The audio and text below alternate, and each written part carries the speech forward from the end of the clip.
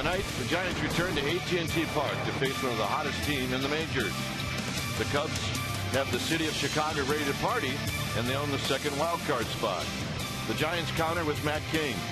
The veteran right-hander needs to regain the form that made him a postseason hero if the Giants want to make it back to October. Giants Cubs next.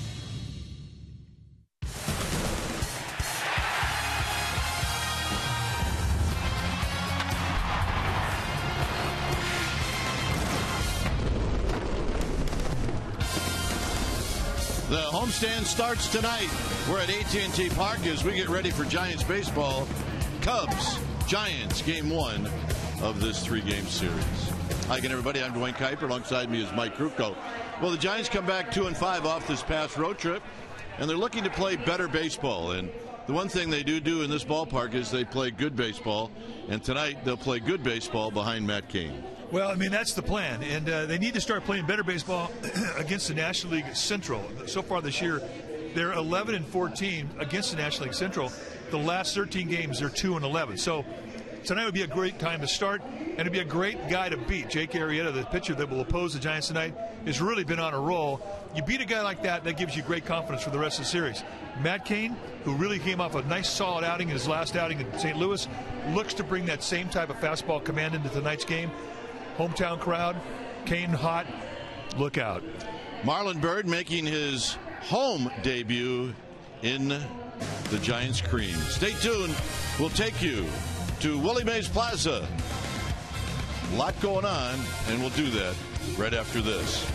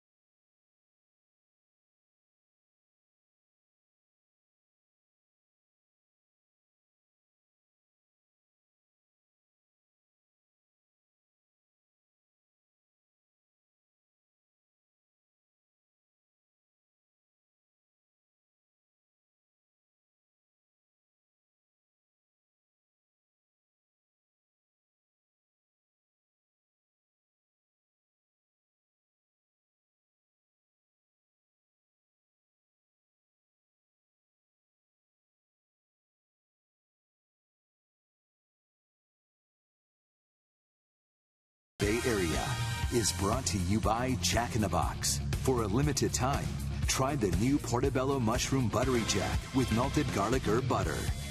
And by Toyota, the full-line automaker with the longest-lasting vehicles in America. Toyota, let's go places. After a rough road trip, your San Francisco Giants got a much-needed day off yesterday, and tonight kick off a 6-game homestand beginning with a 3-game series against the red-hot Chicago Cubs. Welcome back to the broadcast. I am Amy Gutierrez, and the Giants and the Cubs are both trying to play into October, and as you well know, that doesn't happen very often. Giants fans will remember 1989, though, when the Cubs and the Giants went head-to-head in the NLCS. We're going to take you back to the final out of Game 5. The Giants win the pennant at Candlestick Park. It's our AT&T U-verse Rewind, and Hank Greenwald has the call. Bedrosian throws to Sandberg, and the pitch is grounded to second base. Thompson has it, throws to first. It's over. 27 years of waiting have come to an end. The Giants have won the pennant. Go to the World Series!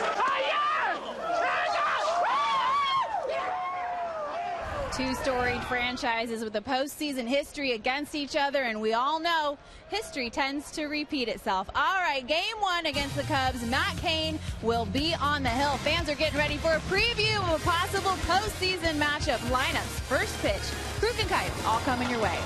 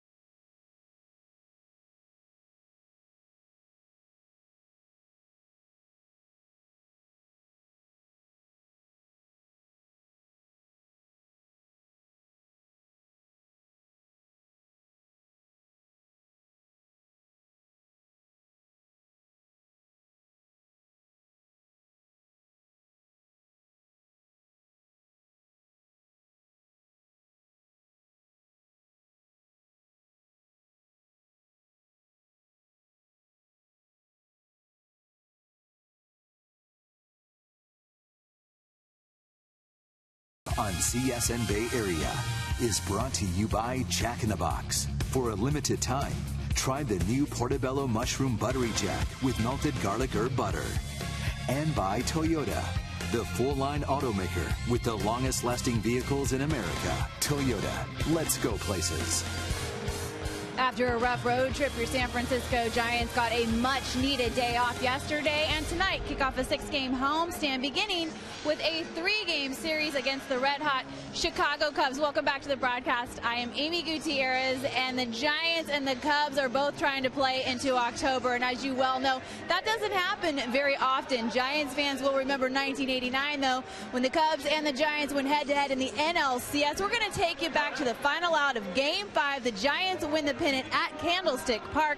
It's our AT&T U-verse Rewind, and Hank Greenwald has the call.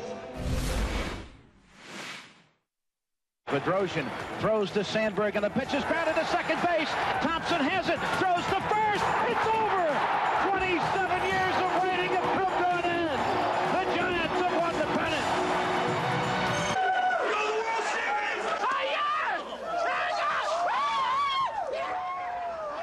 Two storied franchises with a postseason history against each other, and we all know history tends to repeat itself. All right, Game 1 against the Cubs. Matt Cain will be on the hill. Fans are getting ready for a preview of a possible postseason matchup. Lineups, first pitch, Kruk and Kite, all coming your way.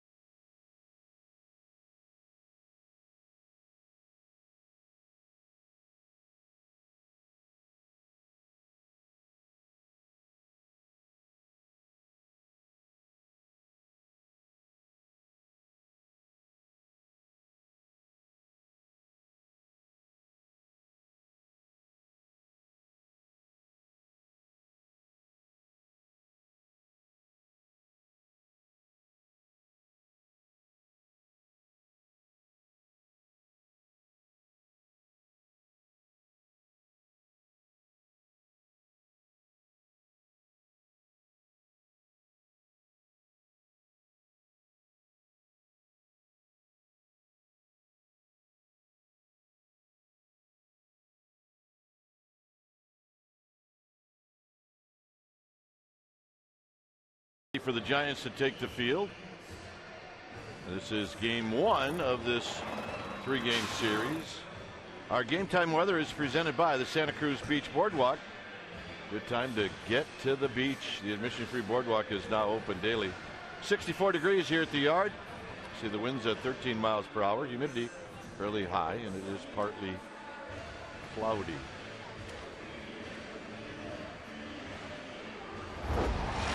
All right, let's take a look at Joe Maddon's lineup. It'll be Fowler, Schwarber, and then Chris Coghlan. Anthony Rizzo, he's the big dog in the lineup. He's the cleanup hitter, followed by Bryant Montero and Starlin Castro. Jake Arrieta, he will hit 8th, and hitting 9th will be the second baseman, Tommy La Stella. Giants fans, say hello to Marlon Byrd as he trots out to right field for the first time. And Giants will like the at-bats that he will give the Giants. On the hill tonight for the Giants will be Matt Cain, the 3-time National League All-Star, making his 10th start of the year. For Cain, 2-3 with a 5.66 ERA. It doesn't really tell you the whole story. He's been looking for some consistency with his fastball, and he really found it in his last outing against St. Louis. He gave up a couple of runs, struck out 6 in 6 innings. When he's right, you're going to see a fastball that's low to mid-90s, more lows than mids. He will cut, he will sink it. He can pitch high in the strike zone. It's always been a strong asset of his to be able to throw that across the letters, and he'll do that a lot in 2-strike counts. He's got a curveball and a cutter and a changeup. Lifetime against the Cubs, 6-3 with a 2.72 ERA, so he's always done well against Chicago. Let's take a look at the defense playing behind Matt Cain for the Giants tonight. Starting in the outfield from left to right, it'll be Aoki, Blanco, and Bird. Crawford and Duffy on the left side of the infield, Adrianza and Bell on the right side, and Buster Posey. He'll be in the squad, putting down the signs.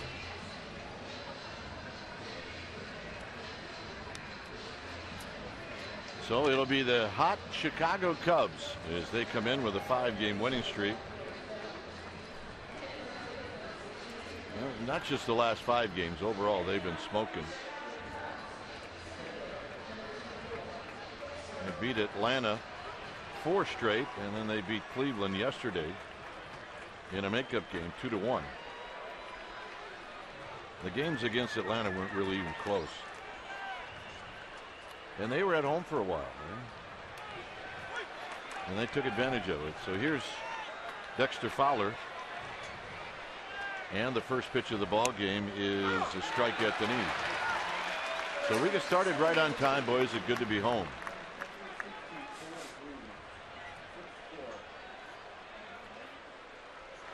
Fowler hitting at .255 with 14 home runs, 36 driven in.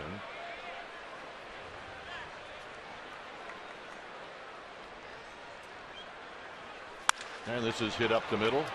Adrianza, nice play, and that's how this game gets started. Well, that's a big out to get at the start of an inning because Fowler has good speed. Nice play.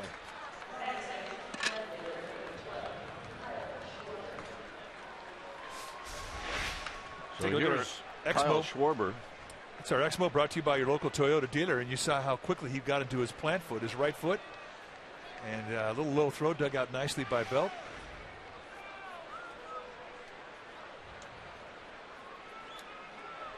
Schwarber hitting .275, and he hits one on the ground to Adrianza as well, and Adrianza throws him out.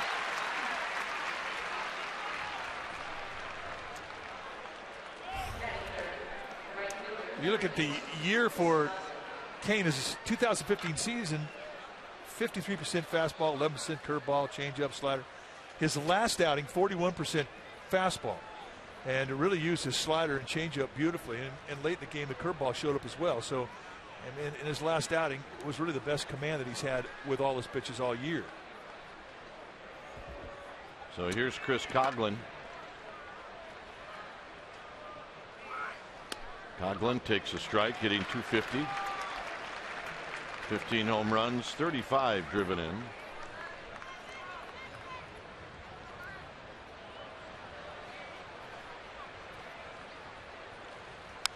Foul back. He had a good swing. He likes the third spot in the lineup. You saw the statistic. When he plays and hits third for the Cubs are 16-1. There's Jake Arrieta working on his game face. He will pitch tonight for the Cubs.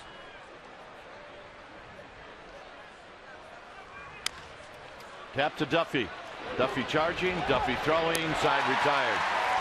Nice inning for Matt Cain. Aoki, Duffy, Bell coming up.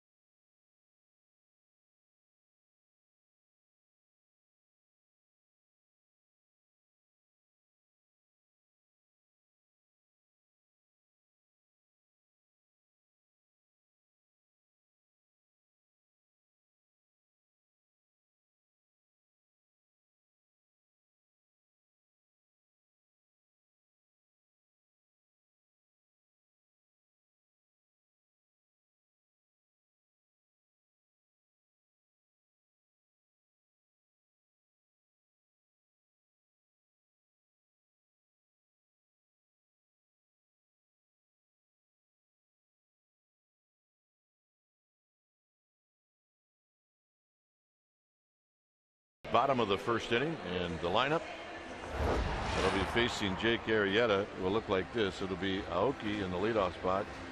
Then Matt Duffy. You can see what he's done against righties this year, followed by Bell, Posey, and Crawford. Marlon Byrd is going to hit sixth, and it's Blanco Adrianza. And pitching and batting ninth is Matt Cain. On the hill tonight for the Cubs will be the veteran Jake Arrieta. See what he has done in 25 starts. He has been an absolute pillar to the rotation. 25 starts, 15-6, 2.30 ERA. More than a strikeout an inning. 170 strikeouts against 42 walks. And look at the hits allowed. 124 again, 168 innings, and he's just eating left-handers up. Arrieta, no baby. He's 29 years old.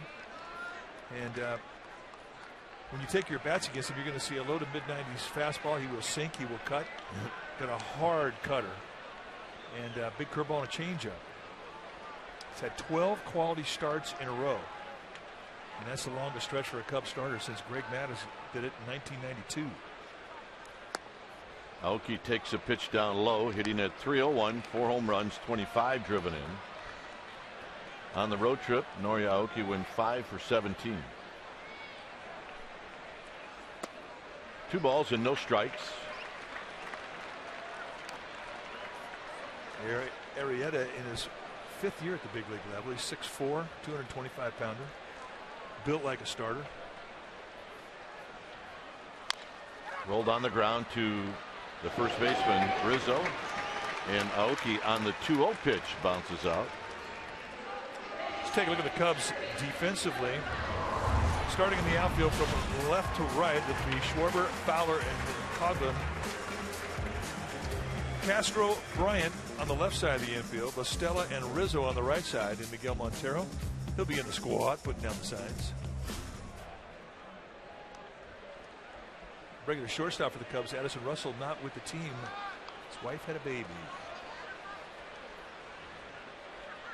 And he could join them later this evening.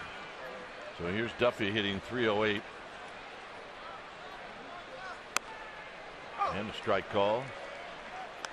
Well, that's 94-mile-an-hour sink, and he does get a lot of ground balls.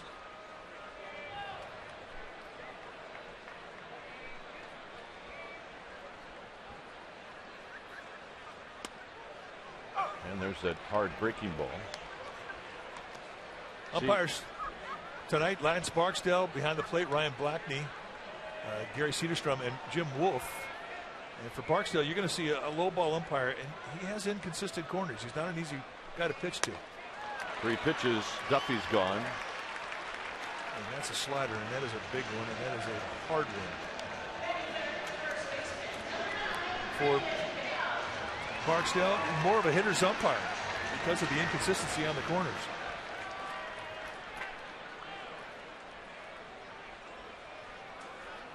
Here's Belt.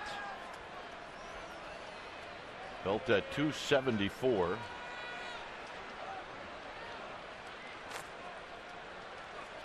And he fouls the first pitch out of play. 5 for 23 on the road trip. Giants got out homered on the road trip 9-2. Bird and Bumgarner were the only two Giants to hit home runs, and they did it in the same game.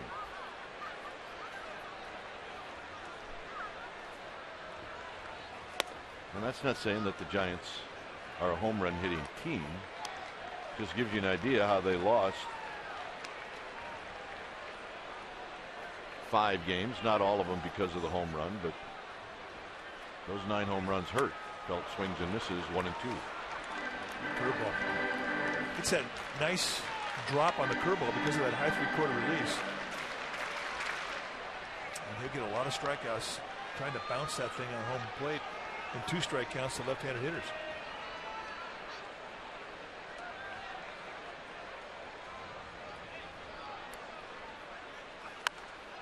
And a fastball into Belt. How does Arrieta get people out? Well, at 50% of the time, you're going to see that sinking fastball.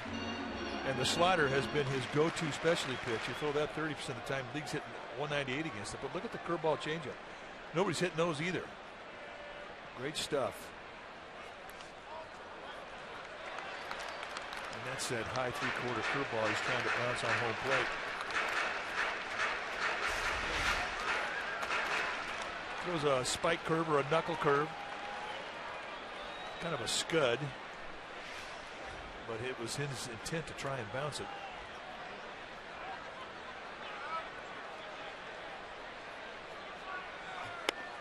Nope. 3-2. Close pitch. Maybe one that Belt couldn't hit, so he took it.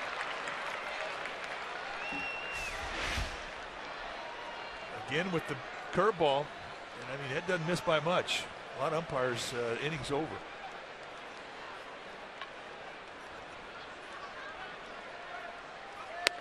Got him, and that'll end the inning. 96 at the knees. Rizzo, Bryant, Montero coming up.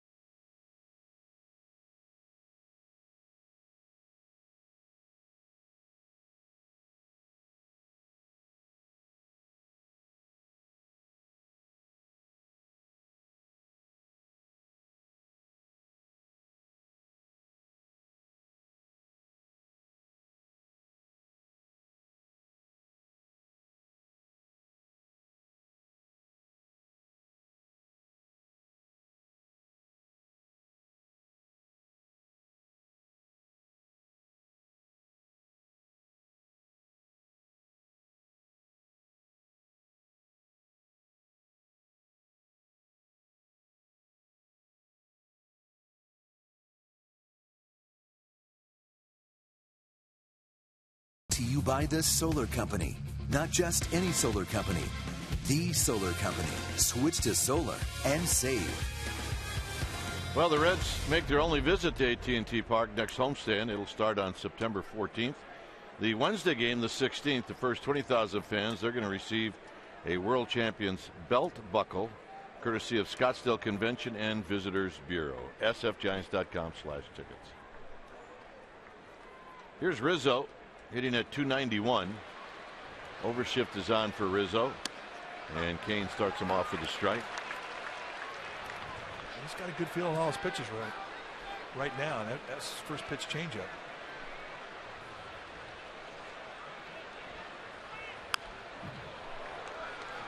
Almost looked like he was trying to go the other way, and he hits it foul.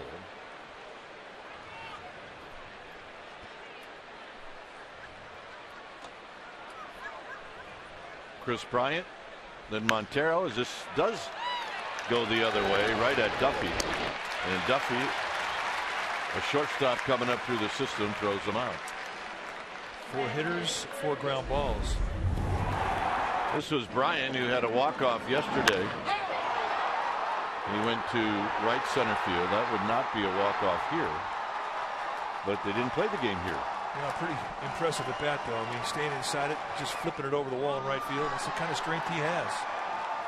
20 home runs so far. And he did not start the year in the big leagues. Giants will have the overshift now the other way to Chris Bryant. He's got 20 home runs. As Mike said, he's got 75 driven in, and that pitch is a little low, 2-0. The thing too I like about Kane tonight, when he's missing down below the strike zone. That was not the case when he was in the middle of his dry spell, and he was struggling with the release point and the command of his fastball. Popped them up, but that's going to be a souvenir. It's 2 balls and 1 strike. When you're going through some mechanical problems and you're having problems with your release as a pitcher, the first inning is paramount to see what type of a rhythm you bring to a game. And Kane has a good one tonight out of the windup. Now the next test is how he transitions into the stretch position and then back again to a windup for a good pitch. And that's the inconsistency to the corners we talked about with Lance Barksdale's strike zone. They can be very, very tight.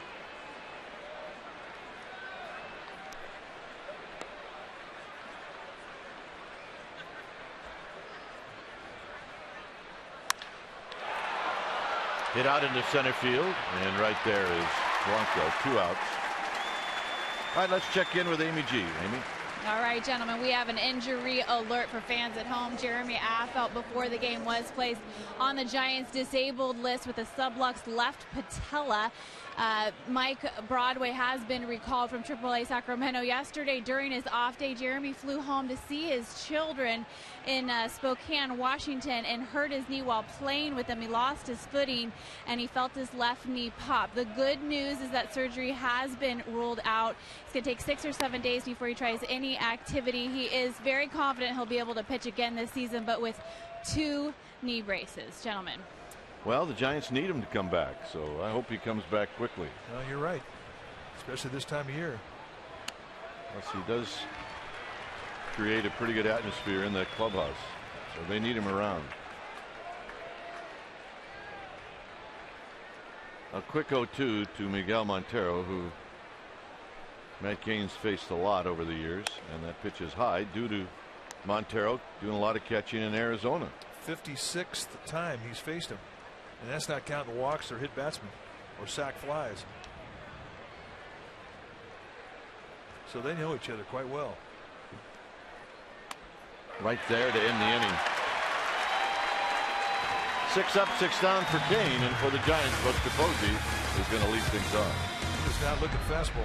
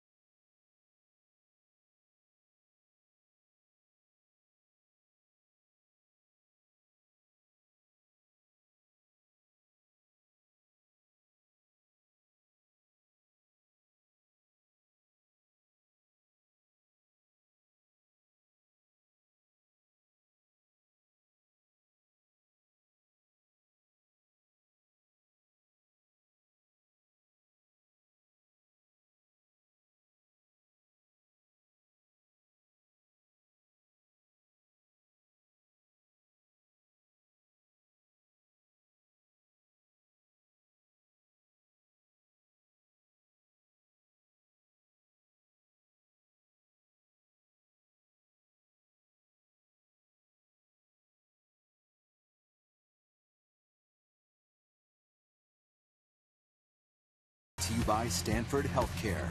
Visit us at stanfordhealthcare.org. Hey, if you're looking for the best coverage of San Francisco Giants baseball, you can log on to csnbayarea.com as Alex Pavlovich provides wire-to-wire reporting of the 2015 season, breaking news, video, special features, and more only on csnbayarea.com. And the first pitch to Buster Posey is down low. Buster at 314, 16 home runs. His next RBI will be number 80.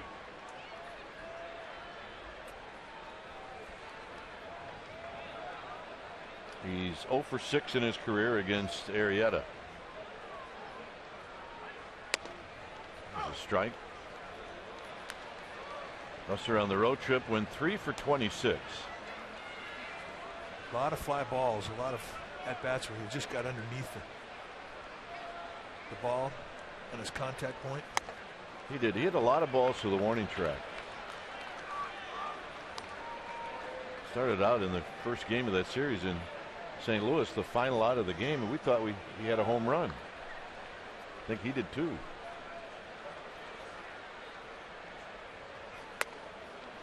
Two and two. It's just an easy 95-mile-an-hour sink, and the pitch that Arrieta throws, most of the time, that two-seam fastball is heavy.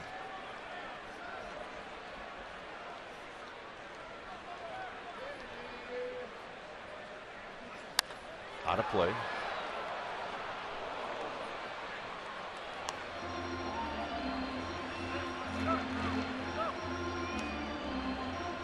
Crawford, then Bird here in the bottom of the second inning.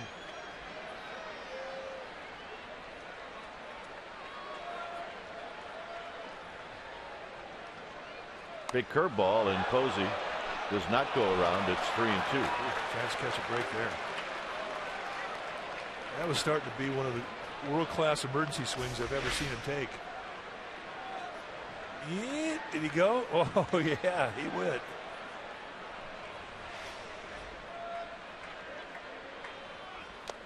And it doesn't matter. He got him anyway.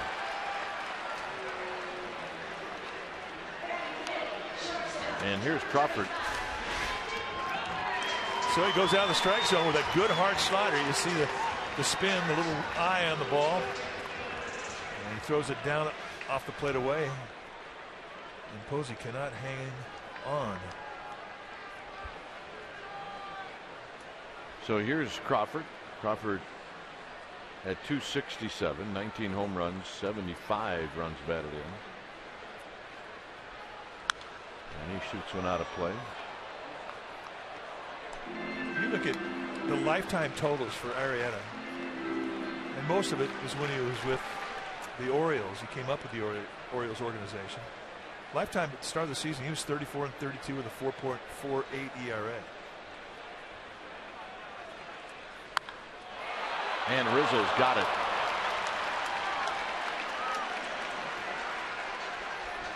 So here's Marlon Byrd in his first at bat here in San Francisco as a once Giant. again, please welcome to AT&T Park, right fielder, number 6, Marlon Byrd.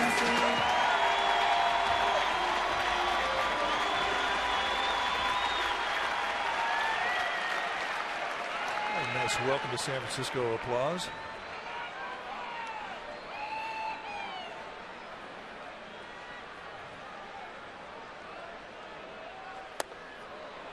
Byrd hitting at 236.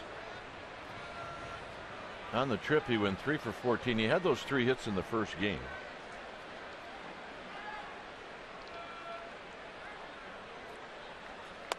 And the next pitch is wide. 1 ball and 1 strike. He's had 9 at bats lifetime against Arrieta. He's 2 for 9.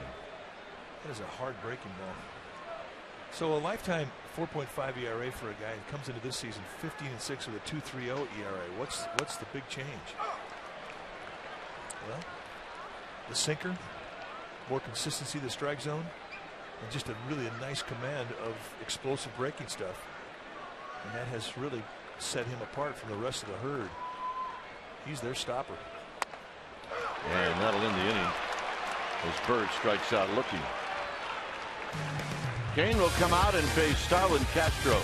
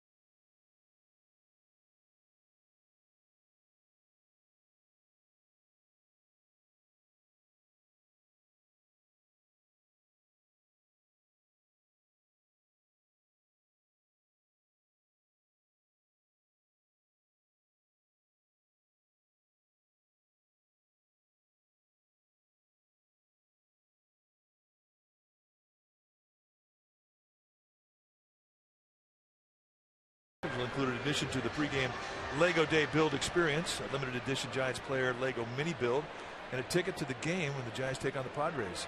Go to sfgiants.com/special events. Lego Day. So here's Starlin Castro, and he shoots this one past Belt for the first hit of the game. Castro aboard. They really gave him the line. You can see Belt playing right between second and first. And Castro, I think he took the invitation and the challenge. Sliced it right past Belt. And really, when you think about it, Giants have to be happy he only got a single off of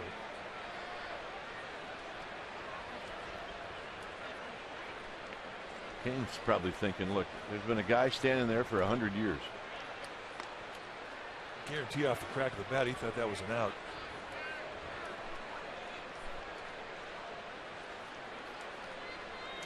So Arrieta, we'll see if he's going to be asked to bunt. And that runs up and in, and Buster Posey cannot hang on to it. So that's a free 90 feet.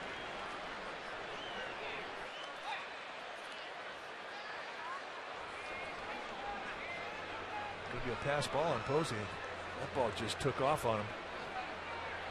It happens when you're a catcher and you get comfortable with a pitcher's movement, then every once in a while he'll cut one or turn one over, and you'll get movement from a guy you've never seen before. And even a sure-handed catcher can get a pass ball on a high fastball. Sets up on the outside corners, so goes up and in, and then just takes off. So that's free 90 feet.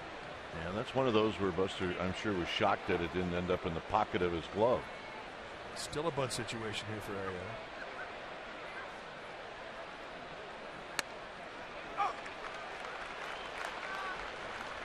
One ball and one strike. He's not a bad hitter. He's got a home run. 132 just says, yeah, I know what I'm doing with this bat in my hand. One of the rare times you'll see a pitcher up there without gloves on, especially on his throwing hand.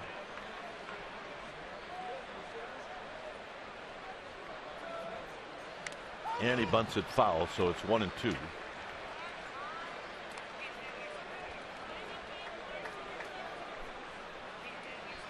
Joe Panic, talked to Joe for a while before the game.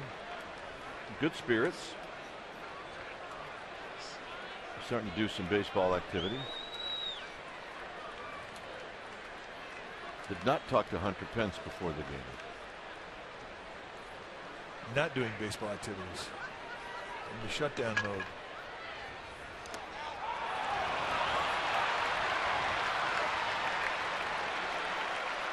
That's just a pure wild pitch.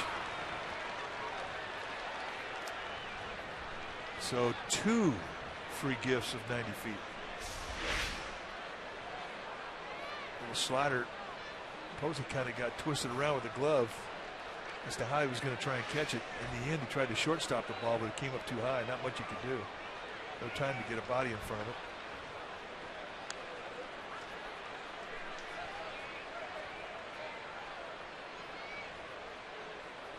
Got him. Well, it turned it into a strikeout situation for Kane, and indeed he gets it.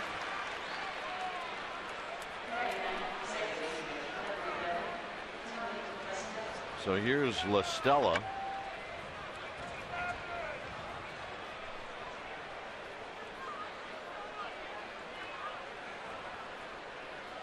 Giants will play the infield. Not all the way in, but nevertheless close. And the pitch is inside for a ball, 1-0. So Castro at third with 1 out.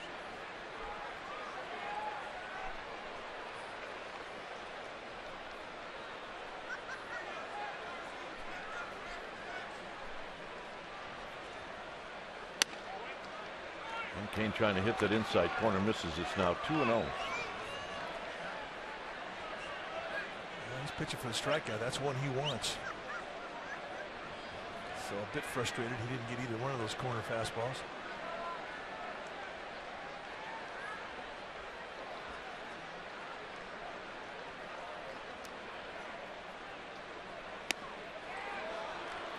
With Stella hitting the $111, I mean, it's not the guy you want to walk.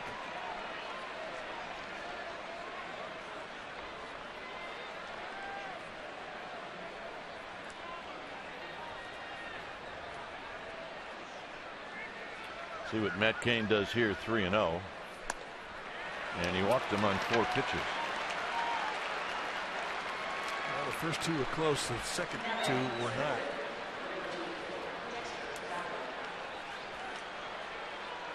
So here's Fowler. We talked about the concern when a guy goes from the windup to the stretch. And it looks like Cain has not quite had the same feel with the baseball out of the stretch that he had with the windup. Fowler bounced out to Adrianza to lead off the ball game. Here he takes a strike. Give him a breaking ball.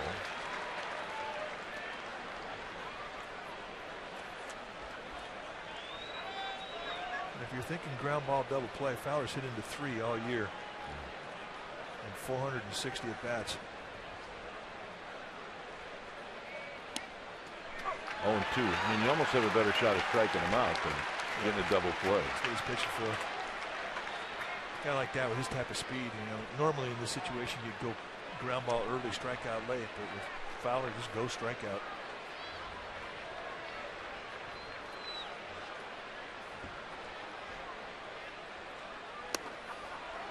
One and 2 to the back foot.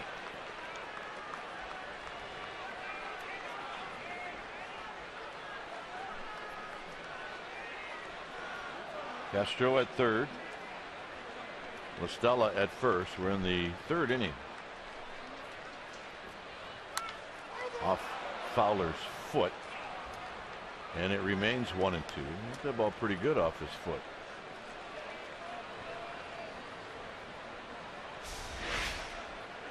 Seward got him. Fastball inside. Oh, Schinberger. Hoo-ah. He'll have a protected piece on tomorrow. That's my prediction for the night.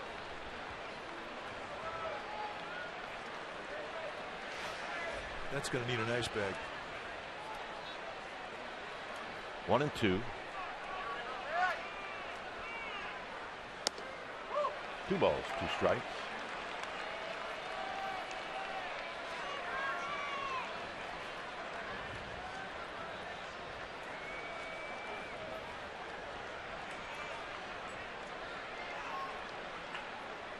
Cain pitching for the strikeout or the double play ball and the 2-2 pitch, and he taps it to Duffy.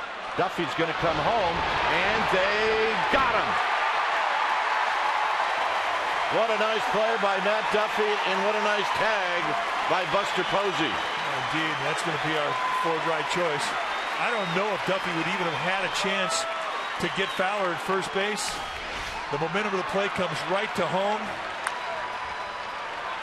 Nice exchange from the side off his right foot. It throws a strike to Posey, who does the rest. This is a big league play, folks, and that is our front right choice. Perfect throw and a nice swipe tag.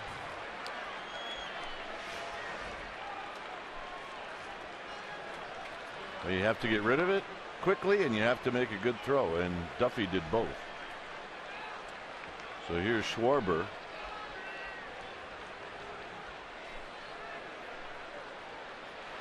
And he takes a strike at the knees, and it's 0-1. Take a look at the accuracy of the throw off the right foot from the side. And I mean, right to the glove. Plenty of time for Posey to position himself and swing the glove into the leg. And Castro moving on contact. Cabbage. High and deep to right. It is gone. And Schwarber against the Giants has done it again. It's 3-0.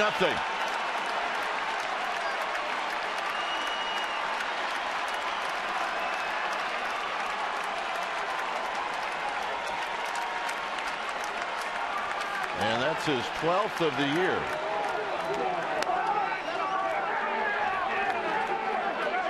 Yeah, that's his 12th of the year and 140 at bats. They set the target away. They wanted a backdoor. It comes across the plate, middle in at the knees. And Cain knew it immediately. Schwarber just drops the head on it, and that, folks, is power.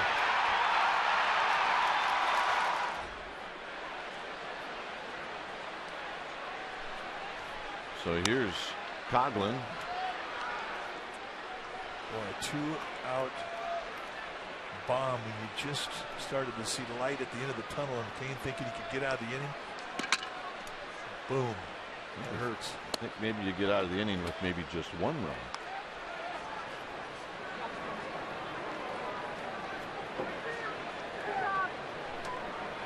Schwarber, a catcher, I mean, he was hitting the ball so good they had to find a place for him in the lineup. Stuck him out in left field, and he has been a shot in the arm.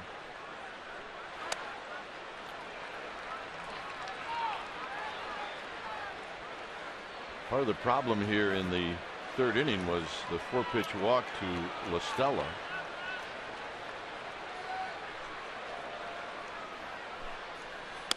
There's a strike to Coghlan.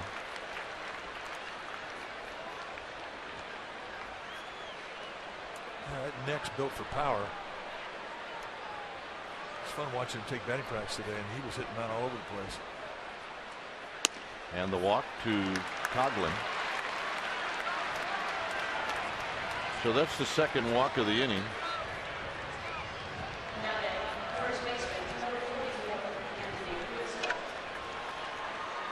And here's Rizzo.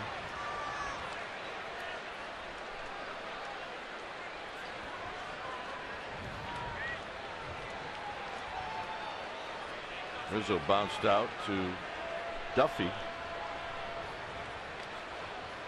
as part of the overshift in the second inning. Castro led this inning off with a base hit past Belt, and things unraveled after that. Rizzo 6'3", 240, right on top of the plate. And you look at how he sets up in the batter's box, and you just think he's just looking to yank. Great power, but he is not one-dimensional. I mean, he'll use the left side of the field. He's got power line to line.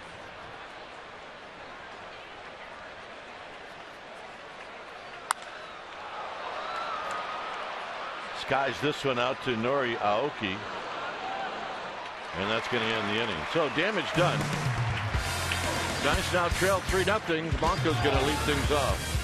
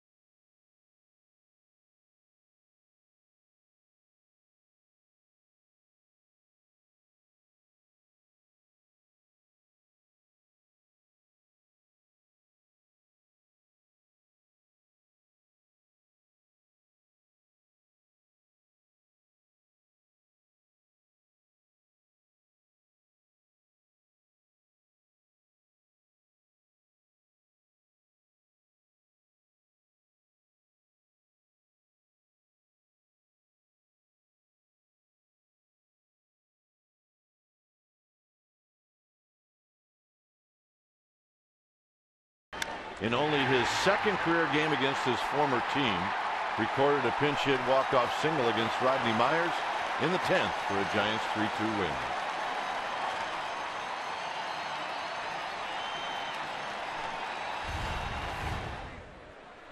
I remember that. Here's Blanco.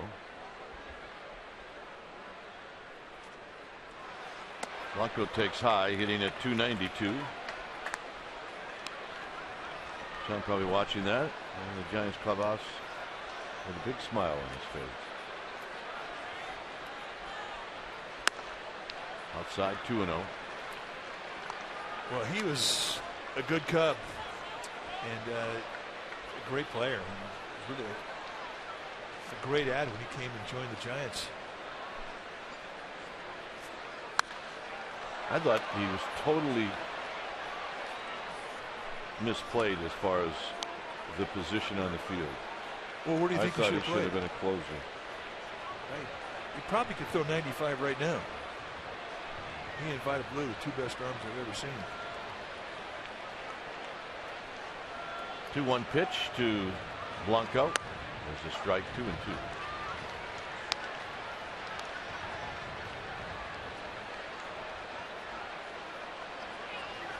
Four strikeouts for Arrieta through 2 innings. And a full count.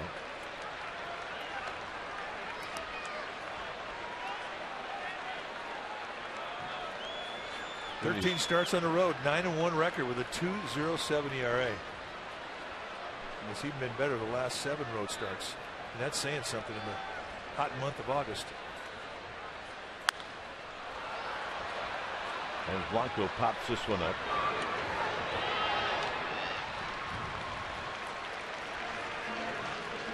And here's Adrianza. John Miller. He's here. He'll be coming in here innings 4, 5, and 6 as I'll head over to the KNBR side. Dave Fleming will be back tomorrow.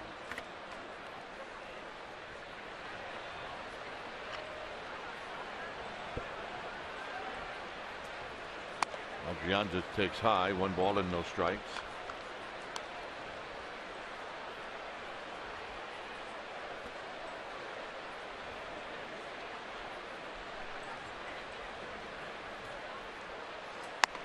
High again, 2-0. Not a lot of stress in the delivery of Arrieta. Very compact motion for a tall guy. Pops this one back and out of play.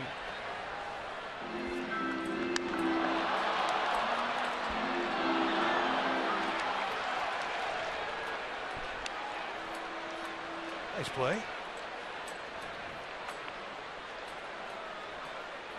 Give it to your girl, I bet.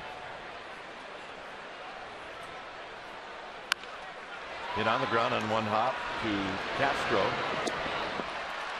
2 outs. And here's Matt King.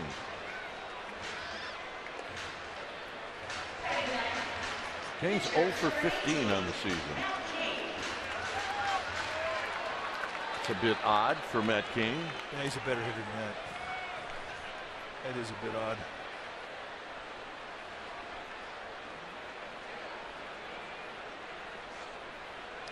But we've seen it before this year where the Giants do not have a hit through the first 8 hitters, and the first hit in the game for the Giants has been a hit by the pitcher.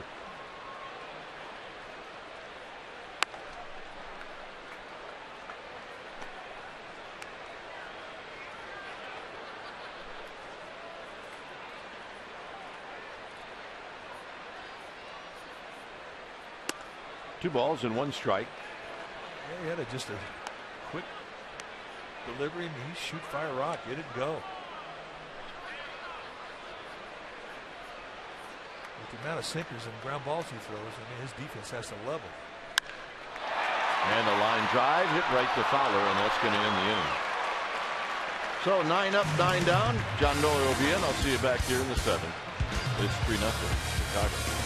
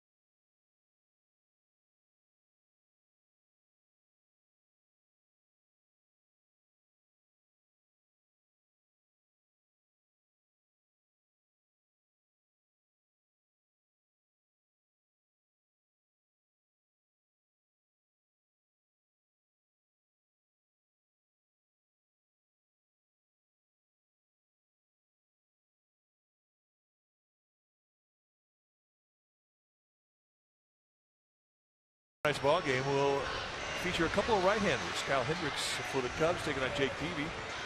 Hendricks 6-5 on the year. Peavy 3-6. ERA about the same. Whip about the same. The walks and hits per innings pitched, averaging just a little over 1 base runner an inning, which is good. That's our Chevron pitching matchup. Here tonight is 3-0 Cubs. We're going to the top of the 4th inning, and here to tell you all about it, John Miller. Welcome. All right, Mike, thank you. And for Matt Cain, he was looking really good. And then all of a sudden there was that one pitch to Schwarber. And that has kind of plagued him since coming back. Well, a missed location.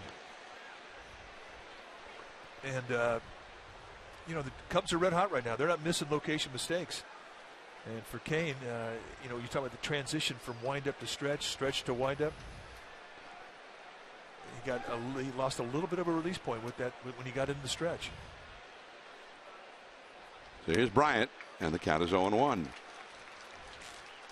But that, you make the good point, though. The Cubs, they're so hot.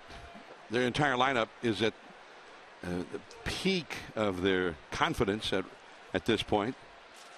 In the month of August, they've averaged 5.5 runs a game in this stretch where they've gone 20-4. And that's pretty good. 5.5 runs a game. There's no team in either league averaging as many as 5 runs a game for the season. Not even really close to that. And that's in there, base hit. So Chris Bryant, who flied out his first time, is now 1 for 2, and that puts Cain right back in the stretch again, as Montero will come up.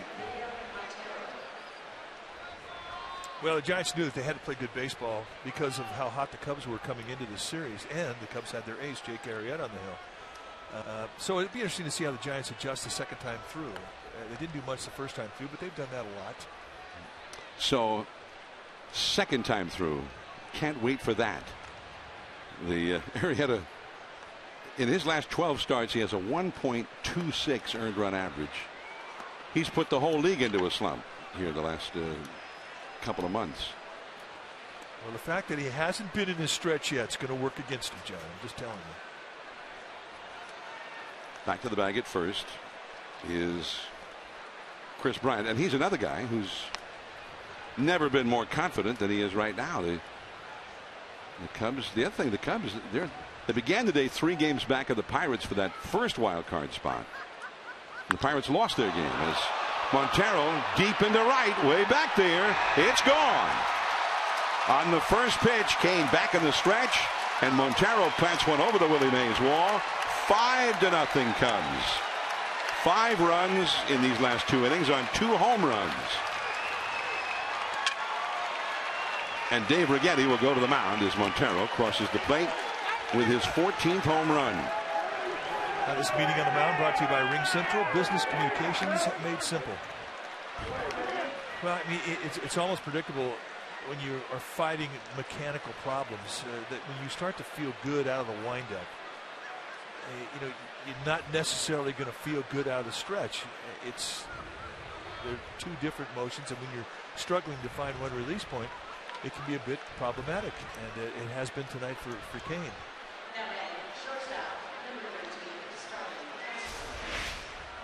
Set up on the outside corner.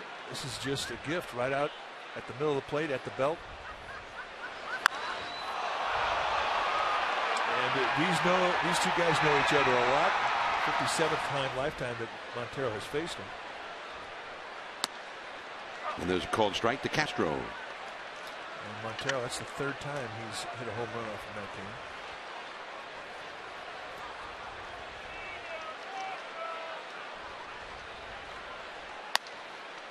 game. And it's too high. Cain also faced the Cubs in Chicago, and Montero nicked him up there for an RBI hit. There's Joe Madden, the first-year manager of the Cubs, formerly with Tampa Bay in the American League. 2-1.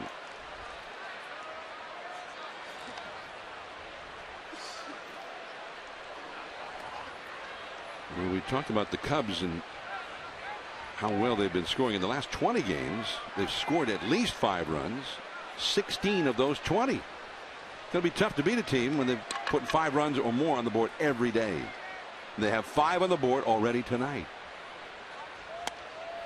the thing about the Cubs, which is what you look for this time of year, you look for consistency up and down the lineup, which forges that chemistry you look for as you go into September, and for the Cubs hopefully in October. And they've got it going up and down the lineup. You have a different hero every night. That's into right center field. Base hit into the alleyway. Cut off by Blanco. Castro with lots of speed will still head to second and make it there with a stand-up double. And all of a sudden, Matt Cain is missing upstairs.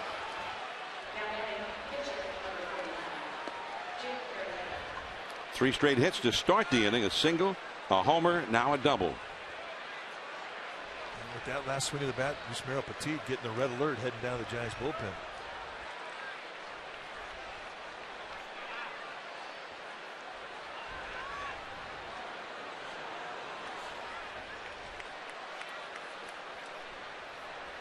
Jake Arrieta struck out his first time. Struck out 31 times in 54 official at bats. And he takes a called strike. Arrieta had the most productive strikeout I've ever seen back in the third inning. He at one point indicated bunt and ended up striking out. He did absolutely nothing. And the runner that was at first base when he got to the plate was at third base by the time he struck out. Well, a pass ball and a wild pitch. And I'm sure Jake Arrieta got a couple of pats on the back when he got back to the dugout. Hey, good job, good at bat. What did you get him over? Man, if you'd bunted successfully, he only would have gotten a second. Good thinking. And that changeup in there for a strike. 1-2.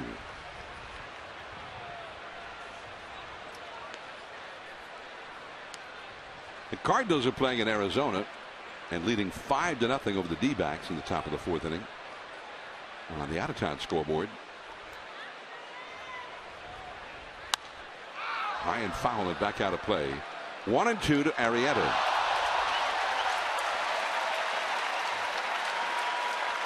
And there was a big reaction. Somebody catch it in the upper deck? All right, let's see the play. Oh, yeah. Whoa. One-hander leaning over the rail. I'm the king. And he was.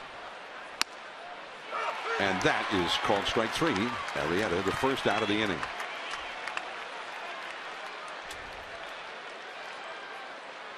Third strikeout for Cain, and it brings up Tommy La Stella. Yep. Selfie. Oh. Tongue hanging out. Head on backwards. Instagram.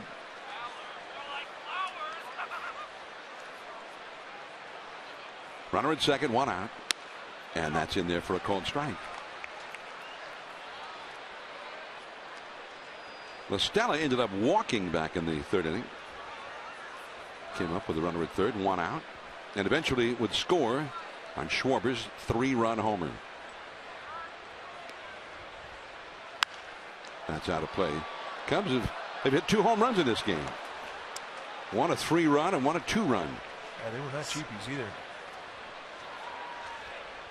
Here's Schwarber, who is in the hole. Fowler on deck. Schwarber, a very young guy. We don't even know how good he's going to be yet. We know that he's already really good. And he's just a baby. Broken bat. And that's going to fall in the outfield. Castro's going to be waved home. And the RBI single for La Stella. It is 6-0 Cubs.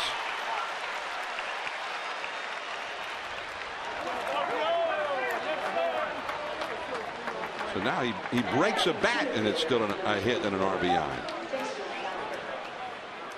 Yeah, it does kind of hack you off if you're a pitcher and you make a pitch in on a guy's hands. He breaks a bat and gets himself an RBI. You think you did your job, you made the pitch, and yet you still get beat by it. So here is Dexter Fowler, who has grounded out to second, and then he hit a ground ball to third on which Matt Duffy threw out a runner at the plate. This could be 2. There's 1. Crawford to first. 2. A double play.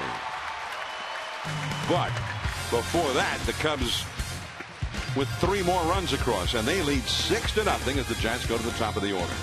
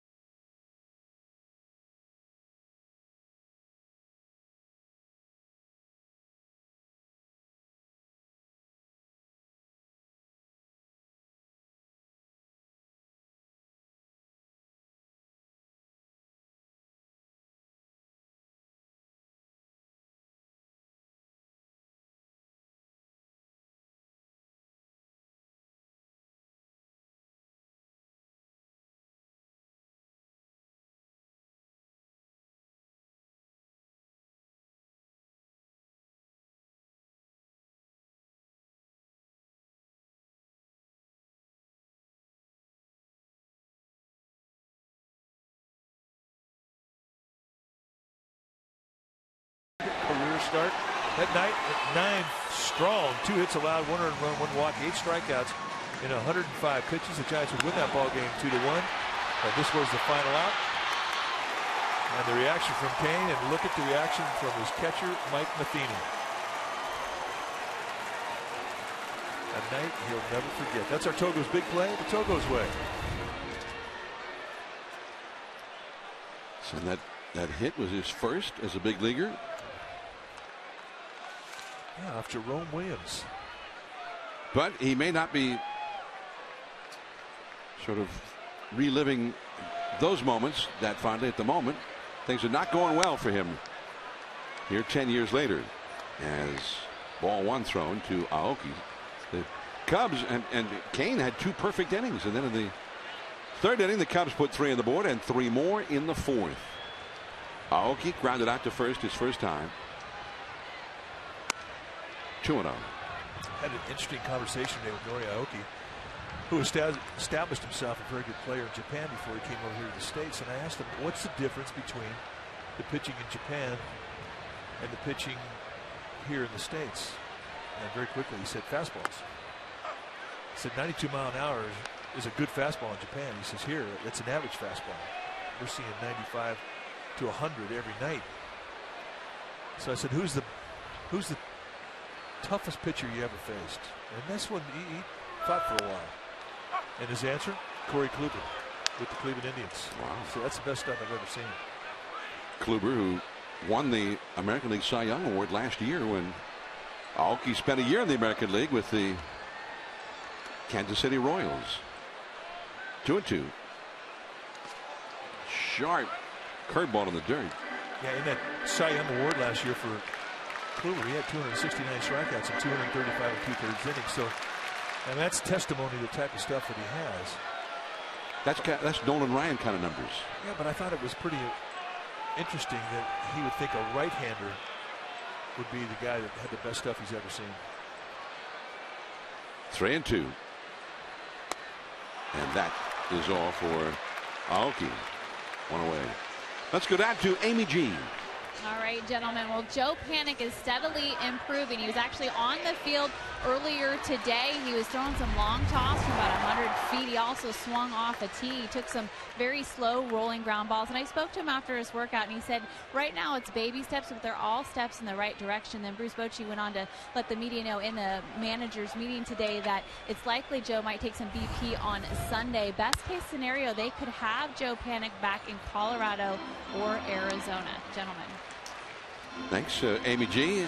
Actually, and we went up to Amy G, who's up in the upper deck there down the left field line. Strike 1 to Duffy, who struck out his first time, facing Jake Arrieta here in the 4th inning.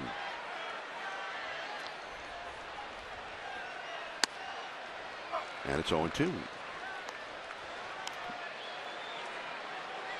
Bruce Bochy did say in his pregame radio show with me that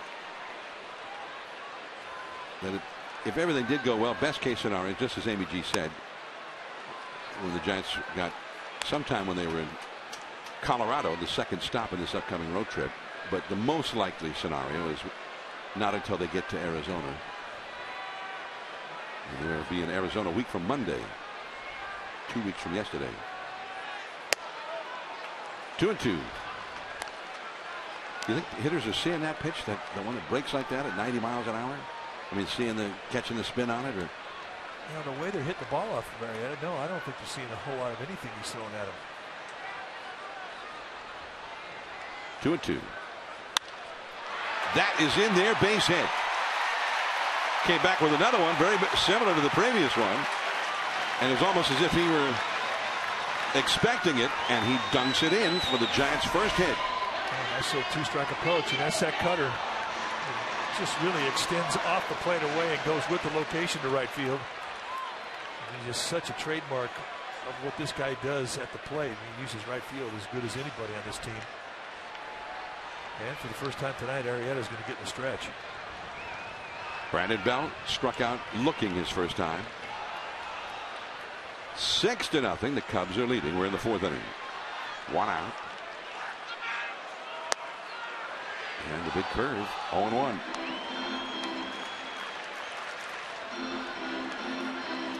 thing that impresses you about Arrieta when you watch him throw is movement. He doesn't throw anything straight. He's got high velocity stuff coming into a righty away from a lefty, and just great breaking stuff that goes away from a righty into a lefty.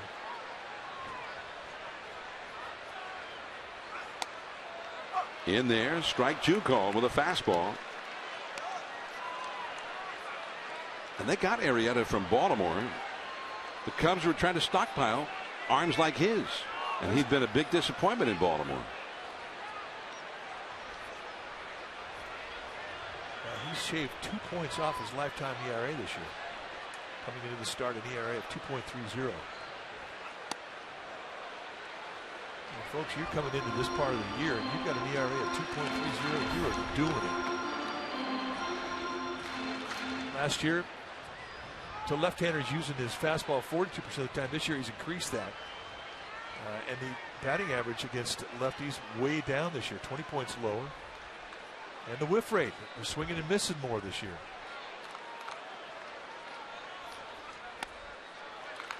Two and two. I like the whiff rate. That's a good stat. The whiff rate. Dude, what's your whiff rate? Hey, Robbie Thompson's here.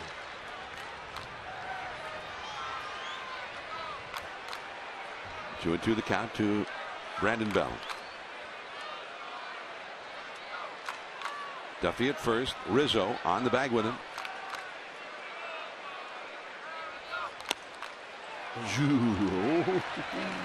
A little bit low. I don't know. I guarantee Miguel Montero, the catcher for the Cubs, is asking Lance Barksdale if he was paying attention on that last pitch. That breaking ball was right there. The pitch FX on the MLB at bat at shows it as being right at the bottom of the strike zone. That is too low, and a walk for Brandon Belt. So they get a break on a 2-2 pitch, and he gets the walk, and Montero coming right out to try and calm him down. You can imagine that Arrieta was pretty ticked off about the missed breaking ball.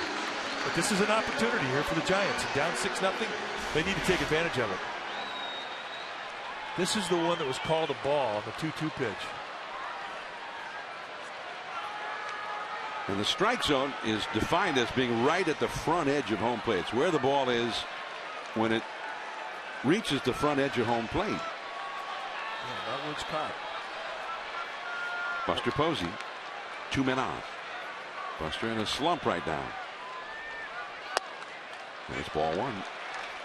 Well, you mentioned the Giants' second time through, and we've already seen some guys make some adjustments for the first at bat, both Duffy and Belt. Buster struck out his first time, chasing one of those cutters down and away.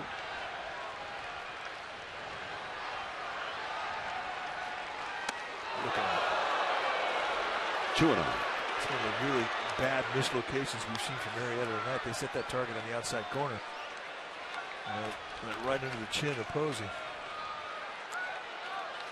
I think that last pitch is what Chris Bosio, the pitching coach of the Cubs, is going to come out and talk about. Jake Arrieta, we were talking about how he used to be in Baltimore and came up with the Orioles. He was a 5th-round draft choice of the Orioles. He had some elbow problems one year. His earned run average while with Baltimore was 5.46. And the last year he was there, the year that the Cubs acquired him in a trade, he spent most of that year in the minor leagues, and in 5 starts in the big leagues with Baltimore, 7.23 earned run average. Apparently they just said, well, it's not happening for him here. And they sent Arrieta and a useful reliever, Pedro Strop, to the Cubs. And they received Scott Feldman, the College of San Mateo alum, and a journeyman catcher, Steve Clevenger. That's what Baltimore got. The Cubs have an ace, Jake Arrieta. Well, he's not throwing any fastball but the 2-seam fastball.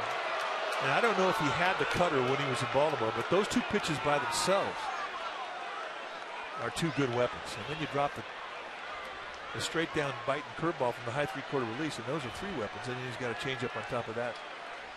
and a slider. I mean, he's got weapons, and he knows how to use them. Buster into right field, and there is Coughlin, and he did catch it, but that almost got away from him.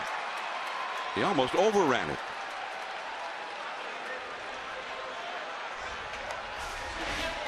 Let's take a look. I could have a little slicing action on it. And in the end, a little bit of a misjudge. He had to go to the extendo arm. But indeed, he does gather it in. Duffy halfway between second and third, which is why he wasn't on the bag tagging. So he didn't overrun it. He almost underran it. So 2 down. Buster retired. Here is Crawford, who lined out to first. Ball 1. Yeah, of all the regular players, the best at bat that first time through was Crawford. First baseman Rizzo is over close to the foul line and back near the outfield grass. And you see where he's playing, and that's where he was when the line drive was hit by Crawford in the second inning that he backhanded. The one thing, though, that does stand out when you watch these Cubs outfield set their defense, they play shallow. And it's not just Dexter Fowler. It's not that unordinary to see a center fielder play shallow. But your corner outfielders, that is a bit of a surprise, especially with a guy with power like Crawford. Look, he has 19 home runs. That's a testimony to power. It's a shallow set that they're employing right now in the outfield, and he could beat it.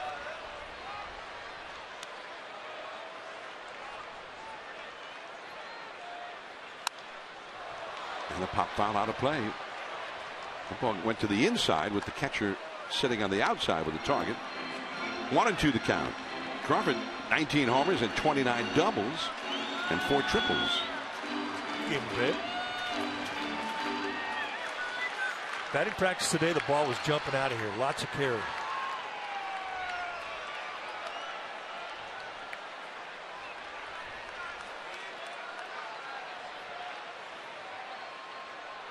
Duffy at second, Belt at first with 2 down. And he struck it out. Again, well away from the target and blew it by him. 6 strikeouts already for Arrieta. 6-0 Cubs onto the 5th.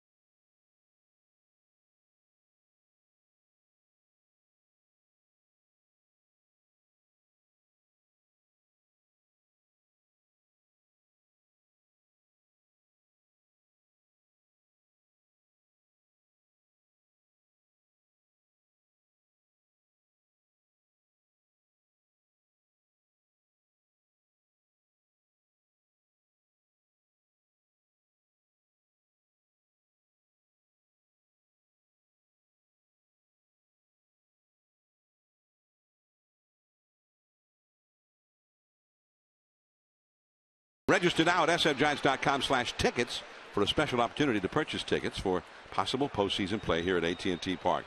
Register at sfgiants.com/tickets for a chance to get tickets for either a potential wild card game or a division series game. You must register by noon on Sunday, September 20th to qualify. Again, it's sfgiants.com/tickets to register.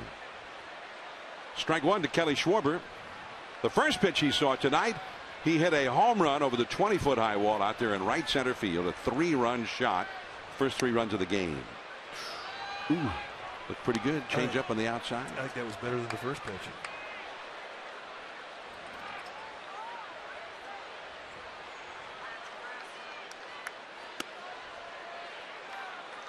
Two and one. Schwarber, a bull, 6 feet tall, 240. I mean, he's built like a catcher, which is what he is. Out in right field is Adrianza. A long throw to make, and he gets it done.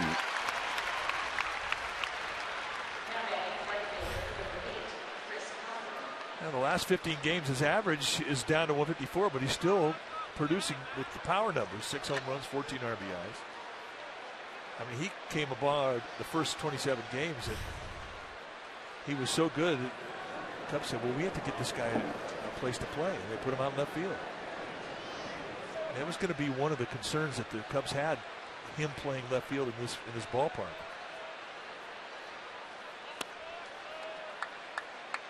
One ball and no strikes to Chris Coghlan.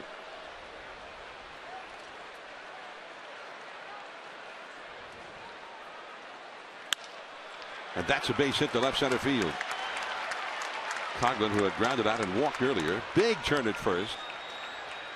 As the throw comes back in, he turns around and goes back.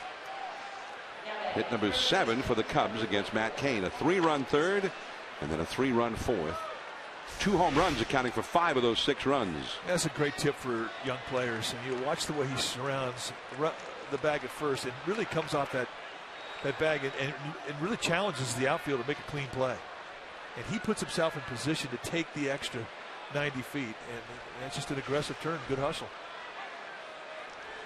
If there's any bobble, any sloppiness in the exchange, he's right there ready to take advantage of it.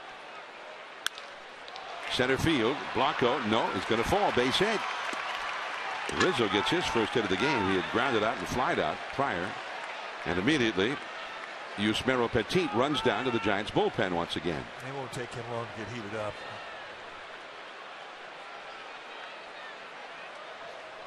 And Dave Righetti's going to go out.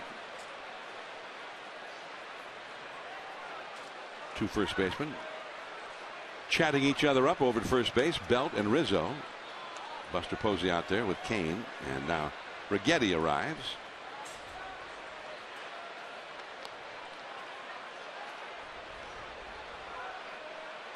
Yeah, you just go out there and just reaffirm basic throwing fundamentals, and you'd be surprised what a veteran pitching coach would tell a veteran in situations like this. Just simple things like put your eyes on the target, keep your eyes on the target after you throw it, try and throw through the target, don't throw to the target. Things you repeat so many times as a pitching coach, but oftentimes it needs to be said again.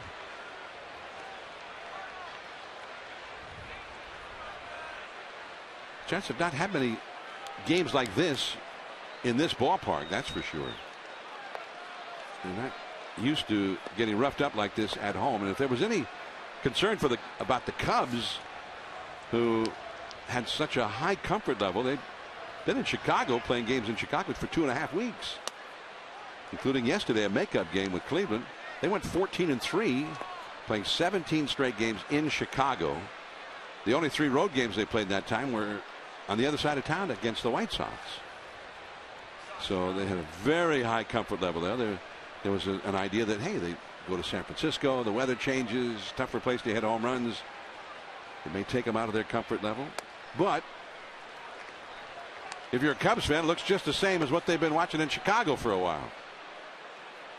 Well, they are extremely confident with the bats, no question. Hey, the Diesel's here. We were wondering if he was here. Yep, finally got here.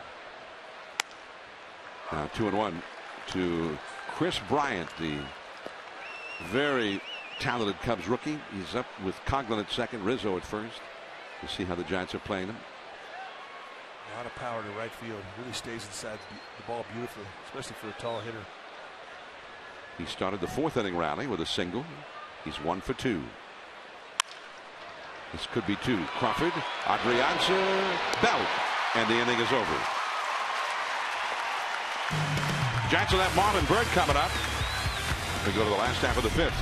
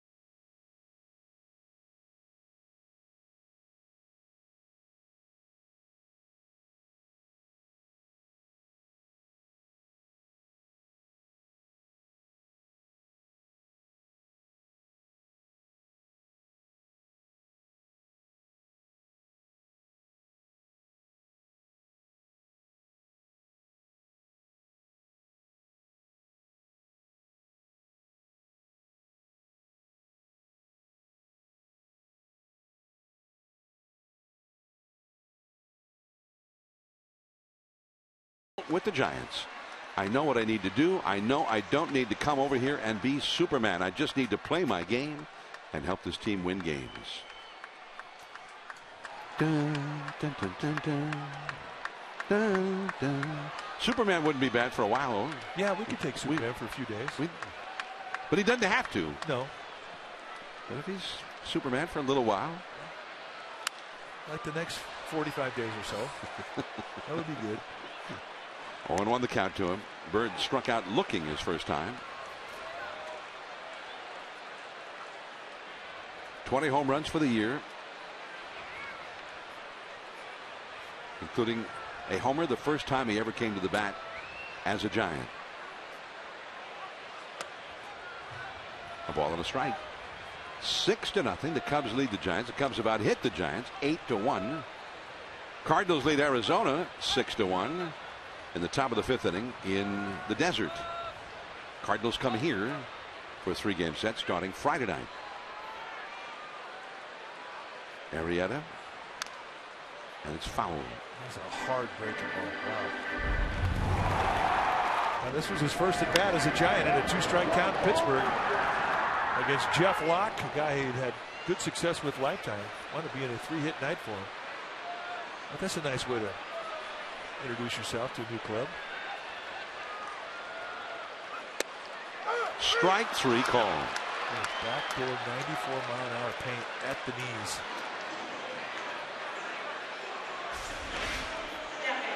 It's 2 at-bats where he's been called out. You can see a 2-seam movement just coming back to the plate.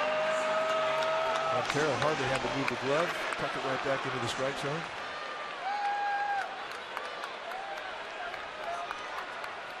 One away. Here's Blanco.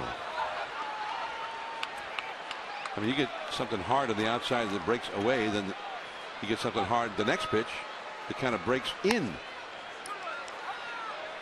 Yeah, and that break that goes away from the right-handers, that's a cutter. It's not a fastball. He has not thrown a 4-seam fastball.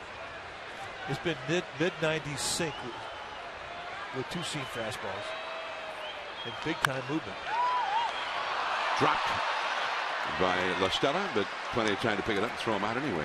2 down. You saw Juan Perez in the dugout getting ready as Adrianza comes to the plate. If Adrianza gets aboard, then apparently Perez will pinch hit for Matt Cain.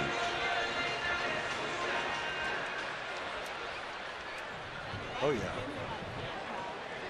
I'm warm and I'm happy, and I like Tigger. Tiggers are wonderful things.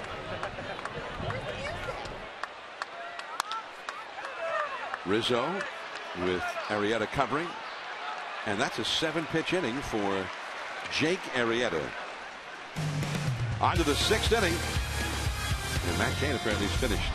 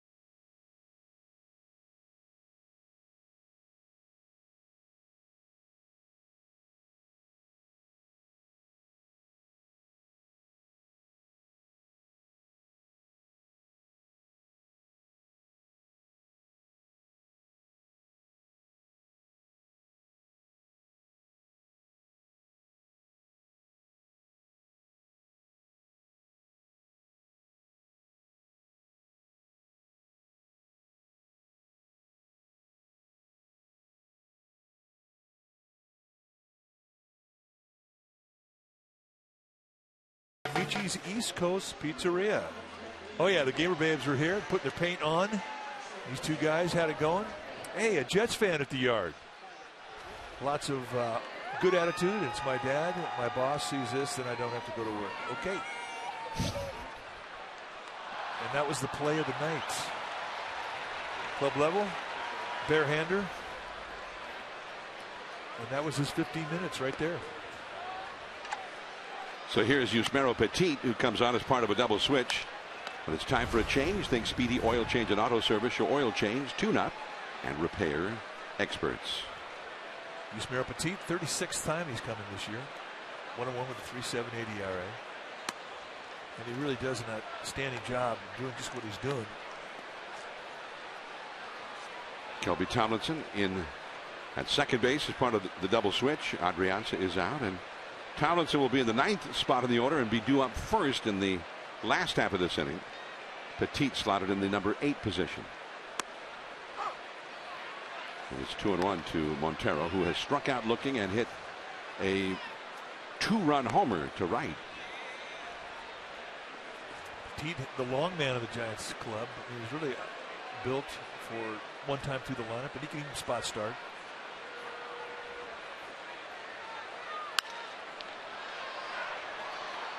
Into the second deck off the third base side. 2-2 the count. Dodgers won in Cincinnati earlier. There's a souvenir. For 5-1 over the Reds. Alex Wood, recently acquired from Atlanta in a very wild trade involving more than a couple of teams.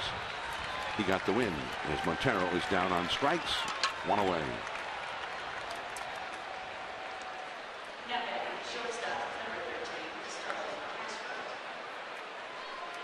Starlene Castro will come up now. Dodgers had home runs also from Jimmy Rollins and Justin Turner in that game in Cincinnati.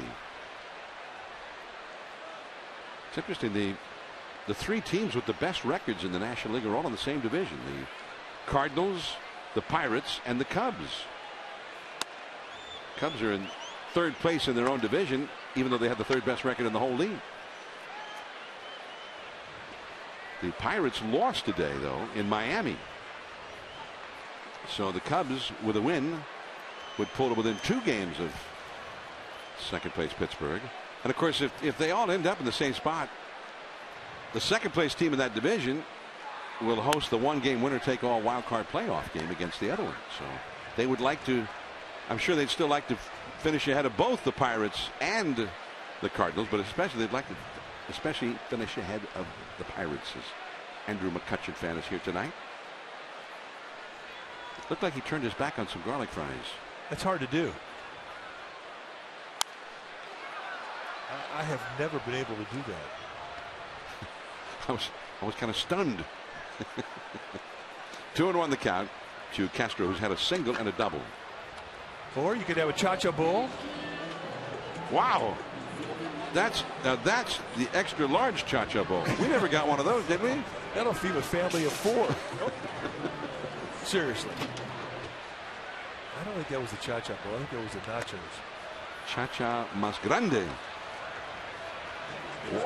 Nachos. Oh, that's nachos, guy. There's no rice. Nacho bowl's got rice. More nachos. Oh, man. Just a little bit of cheese. 3-1 the count. That is hit deep into left field. Way back there. 7-1 Cubs. Starlin Castro has his 3rd hit, and this may be his best game at the plate in more than a month. 7-0 the score. I gave the Giants a run in there somewhere. Well, I like the effort. Have you scored anything? No, not yet. It's coming. Pitch up and in, and Castro with a 3-hit night, 3 legs of the cycle, has basically lost his job as the starting shortstop tonight, though, getting the start and making the most of it. And that was no cheapie. Here's Arrieta, the pitcher, hitting in the 8th spot. Ball 1. It's the 3rd home run for the Cubs. In this stretch, they came in tonight having won 20 and having lost 4 in their last 24 games. 20 out of 24, and they'd hit 41 homers in those 24 games. And that's a fair ball. Arrieta smoked that one. Aoki will get it in toward 3rd as Arrieta has a double.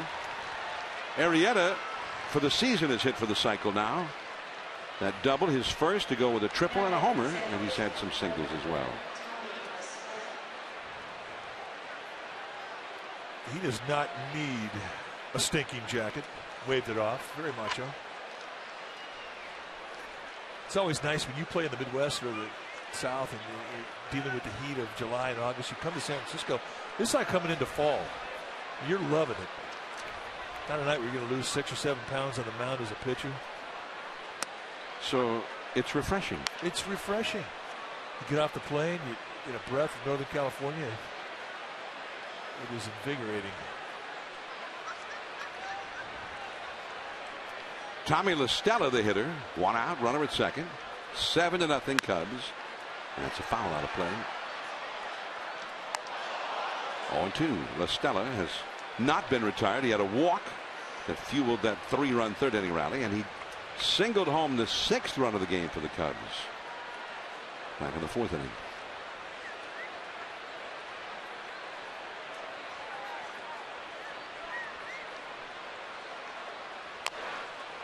Got a piece of it.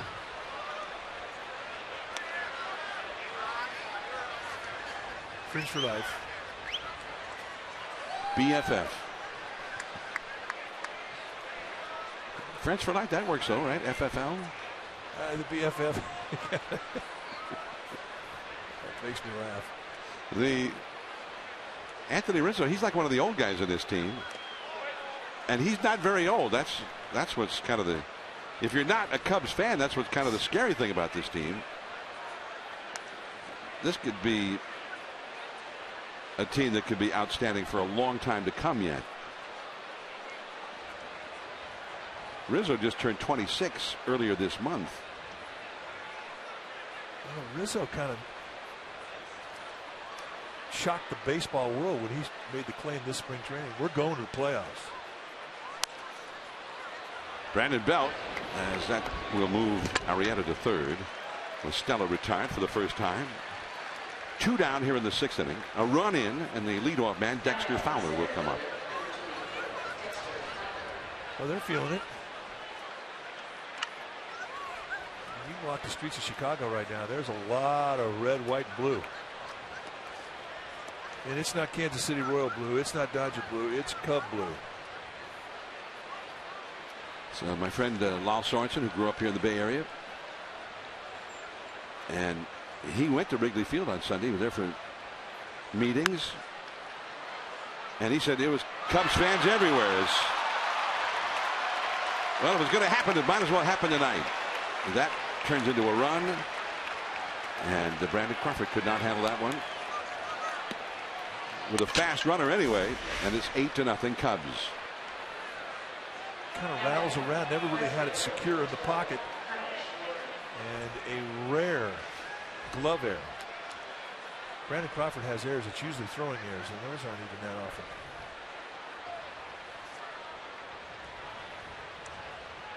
First error of the game for the Giants. And here is 22-year-old Kyle Schwarber, and he takes a strike. But my friend Lyle Sorensen said after the game at Wrigley, he went back downtown, and there's Cubs fans everywhere, and he didn't see any hats for any other teams from out of town. They played Atlanta, but all kinds of Cubs paraphernalia everywhere he went. Good pitch. Well, they're feeling it, especially with how this team has played the last 3 weeks.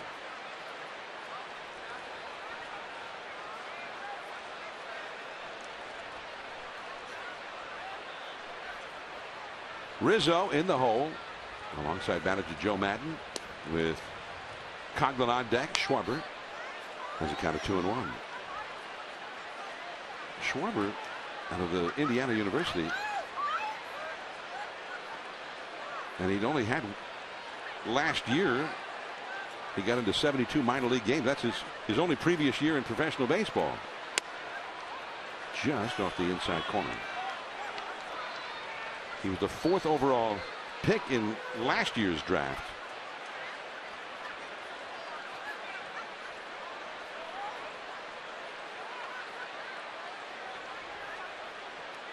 Schwarber hit .344 last year in those 72 games. That is bat speed right there. And he covers that low part of the strike zone beautifully. Yep. Yep, I got it.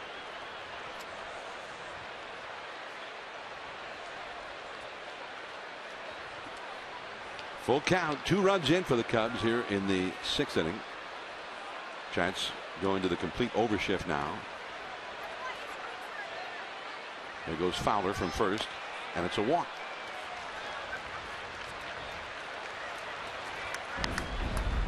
Well, Schwarber in the 3rd inning, 2 outs, no score of the game. And this was a breaking ball. They wanted to wrap around the outside corner. It missed inside. And that was a big, big momentum swing of the bat. Came so close to pitching out of that inning. And the Cubs want to put the 3 spot on the board. Now Chris Coghlan hitting 3rd. He has grounded out, walked, and singled. 2 on, 2 out, 2 in.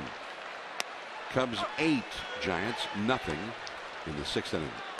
Cardinals lead Arizona 8-1. Meanwhile, in the 6th inning there, first half of. Starling Castro, who kind of become a forgotten man in the Cubs scheme of things. A young guy who was one of the top young talents in the game, but who seemed to have been regressing as a player until he finally lost his job this year. You mentioned, Mike, young Addison Russell, and it was when the Giants were in Chicago. Castro played the first game of that series, and the next day he was out, and Russell moved from second over to short, his natural position, and they put Coghlan at second base, and that became the regular look for the Cubs.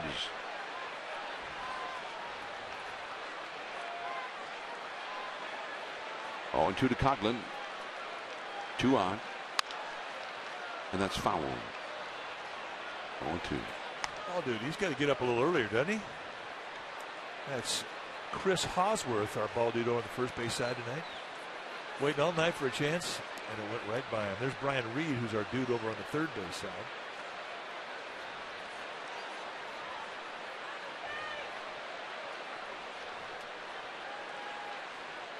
Ball dudes, they haven't had a lot of action tonight. 0-2 the count. 1-2, and for Petit, that was his 28th pitch of the inning. When he came in, Bruce Bochy was hoping to get a couple of innings out of him anyway.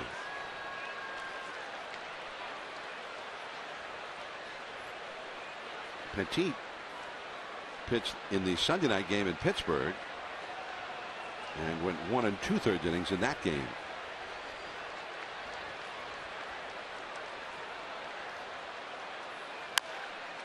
Over Petit, and Tomlinson shovels it right from the glove to Crawford for the force out on Schwarber. 8-0 Cubs. Tomlinson coming up.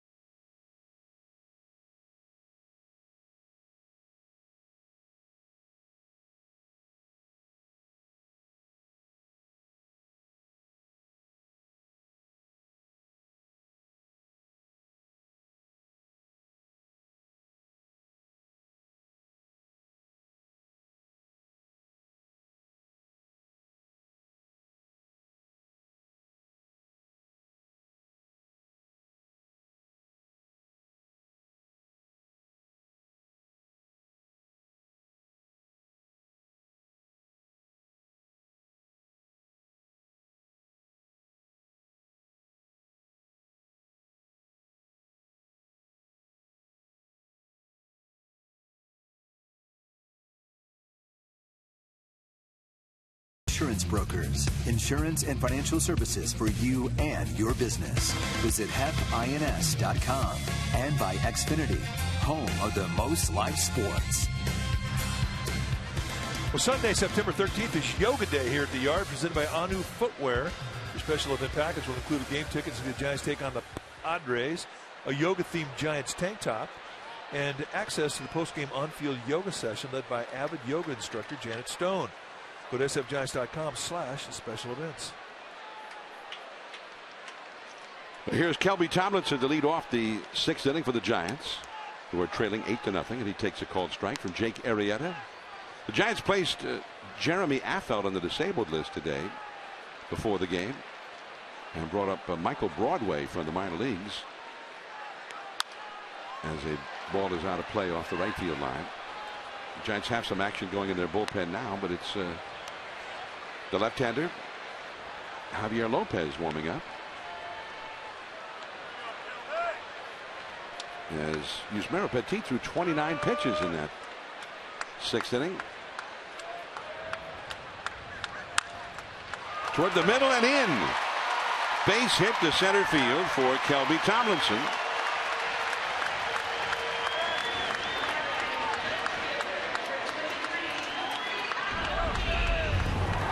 So here's Aoki, first time since August 9th, Mike. Well, that was the game where Arrieta threw a little cutter, hit Aoki right in the front of the helmet, right by the SF logo.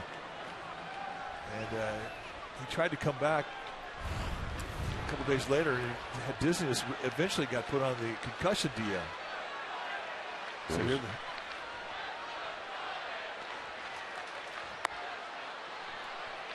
and it's something you definitely think about when you're pitching to a guy once you hit him in the head. It affects your ability to pitch inside for some guys. It was the 3rd inning of that game at Wrigley Field back on the 9th. It's Sunday afternoon. And they get the out at first. Does Tommy La Stella. Tomlinson moves over to second. And Aoki is 0 for 3.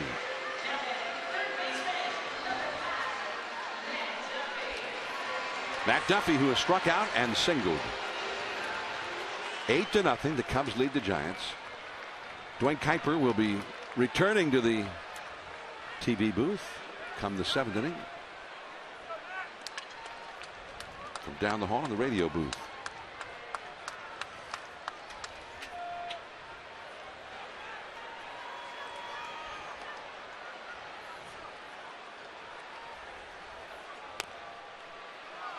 Tomlinson starts it for third and then thinks better of it as Montero recovered quickly on that one. Well, if it's not a no-brainer decision to go to third, there's no reason to risk getting thrown out. There ain't nothing wrong there. There's a Duff fan. And Duffy Powers is powerful. The kind of year that he has had, he has made a lot of friends here in the city. Everybody loves Duffy.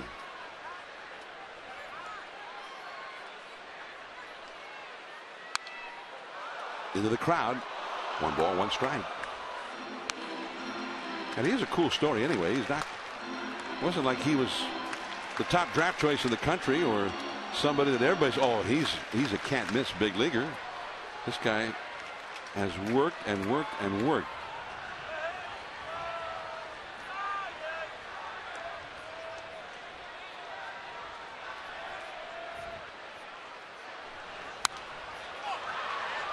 One and two. Plus, I think he's a guy that got strength later. He wasn't a guy that had early strength. If you look at when he was at Long Beach State, he never hit a home run. I know they played at Blair Field. I know that's a big yard, Long Beach State's home field. But hey, they had road games. 0 home runs. And here at the big leagues, his first full year, he's got 10. Tomlinson in scoring position. 1 ball and 2 strikes to count.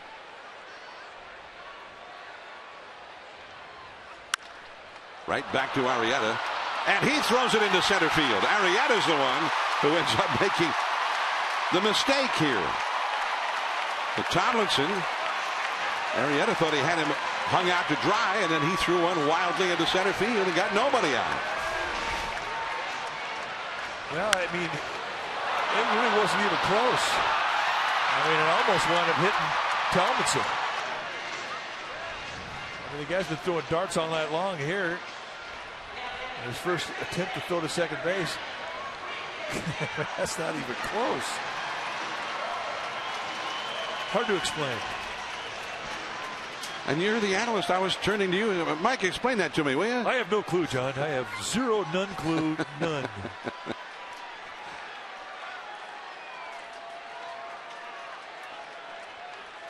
Well, here's Brandon Belt. The Giants get a free base runner. Still only 1 out in the inning. Belt has struck out and walked. 1 ball to no strikes. Giants have only 2 hits so far against Arrieta. They have not scored against him. Back in that game on August the 9th in Chicago, he went 7 2/3 shutout innings, allowed only 4 hits in that game. Off the glove of Rizzo, backed up by La Stella, and they still get Belt as Tomlinson scores and Duffy takes second. It's 8-1 Chicago.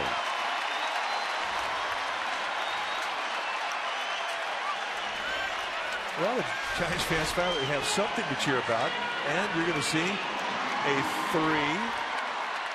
3-4-3 play, which you don't see very often.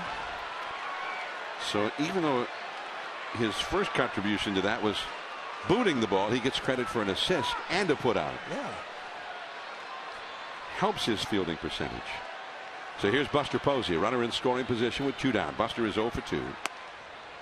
And it's 0-1. I don't think Buster's seeing Arrieta at all. And you cannot say that about many pitchers in this league. Buster's only had 3 hits in his last 32 at bats. Right over his head with a curveball. 1-1.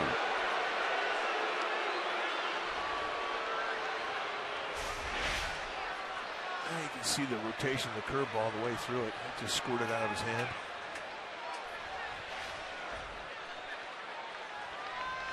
'29-year-old Jake Arrieta with an 8-1 lead. 2 down. 2 balls and a strike. That was Arrieta's 86th pitch of the night. And he is in territory now in terms of his innings pitched where he's never been before. Last year he won his spot in the rotation in mid-season, ended up throwing about 155 innings. That's a base hit to left for Buster. Duffy will be held at third by Roberto Kelly with the Giants down by 7. But good to see for the Giants. Buster Posey hitting one right on the nose. Yeah, getting a good pitch to hit too. And that's a hanging slider just above the belt. But when you're looking for hits, I mean, you have to take advantage of the good pitches you get to hit. And here, a nice high back shoulder. He stays flat through the swing. A lot of times on the road, he'd take that same pitch right there, and he'd hit a fly ball. Back shoulder was collapsing a bit. Not on that swing. That was perfect. Chris Bosio makes his second visit of the night to the mound. The pitching coach for the Cubs with Brandon Crawford coming up. Runners at first and third for the Giants with 2 down. This is just a breather right here. Nothing else. There's no activity in the Cubs pen, so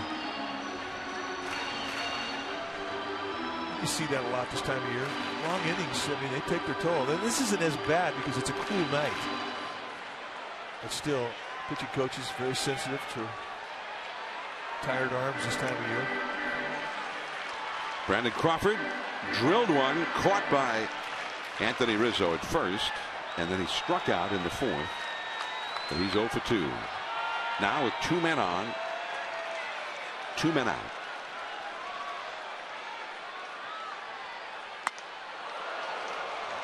On 1.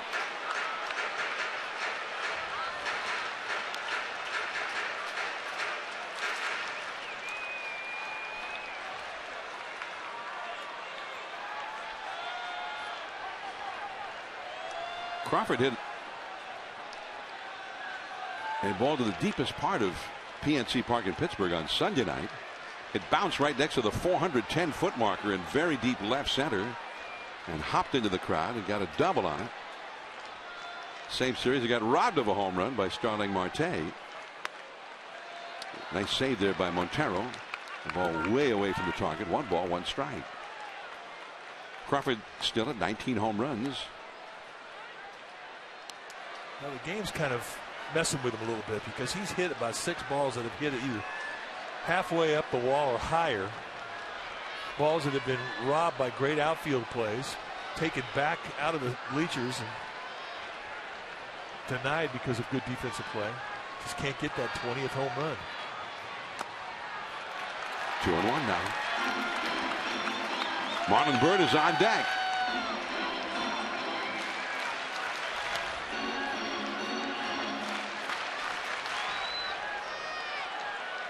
Well, Arrieta's own error in this inning, a throwing error on a comebacker, has cost him a lot of pitches as this inning keeps going. 2-1.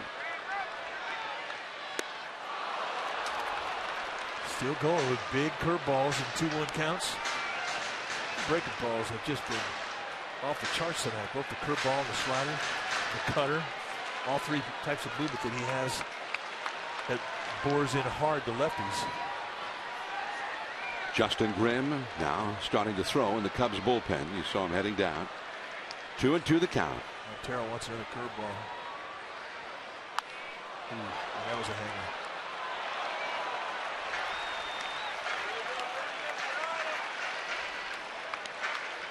Yeah, kept my hand in the seed bag. Went commando, no glove. And I got the souvenir. Well, he's definitely the man. He is the man. 2-2 the count. And he dribbled that one foul. Stay alive, fighting off a tough pitch there from Arrieta.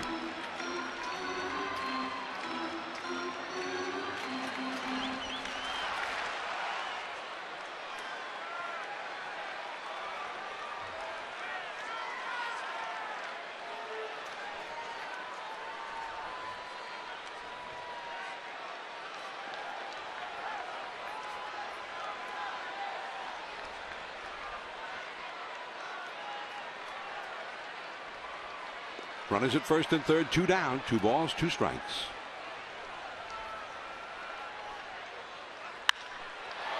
Foul deep down the left field line.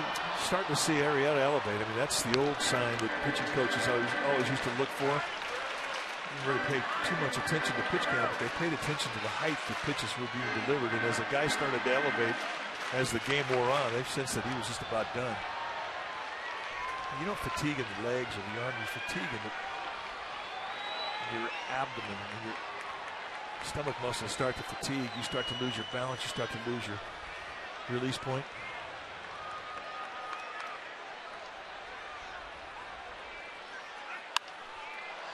Another pitch up. Well, back into the lower deck, off to the left. 2-2 the count to Crawford. And he's giving Arrieta quite a battle here. This will be the 9th pitch of this Arrieta versus Crawford plate appearance. Duffy at third, Posey at first. This might be his last hitter no matter what.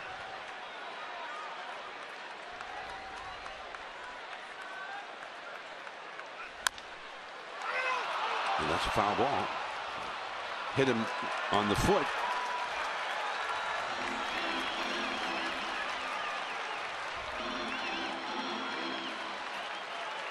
He's hit 5 of the 9 that he's seen. Foul.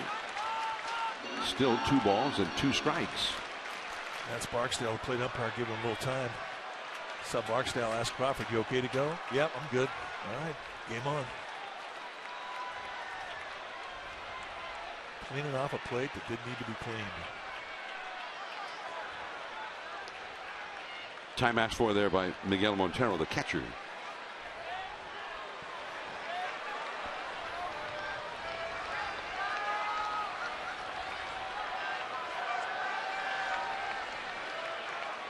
Again, Arrieta to Crawford for the 10th time.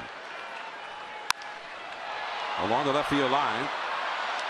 And just back into the first row, adjacent to the Giants bullpen, as Schwarber gave a long run for that one. Well, Schwarber doesn't have great range. I mean, he's a catcher playing left field. He's got good hands. What he gets to, he'll catch. Hey, it's a gamer, babe. We've been looking for you.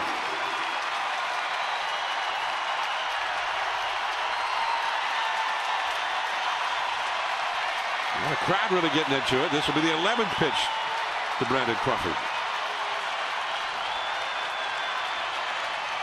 2 on, 2 out. Ball 3.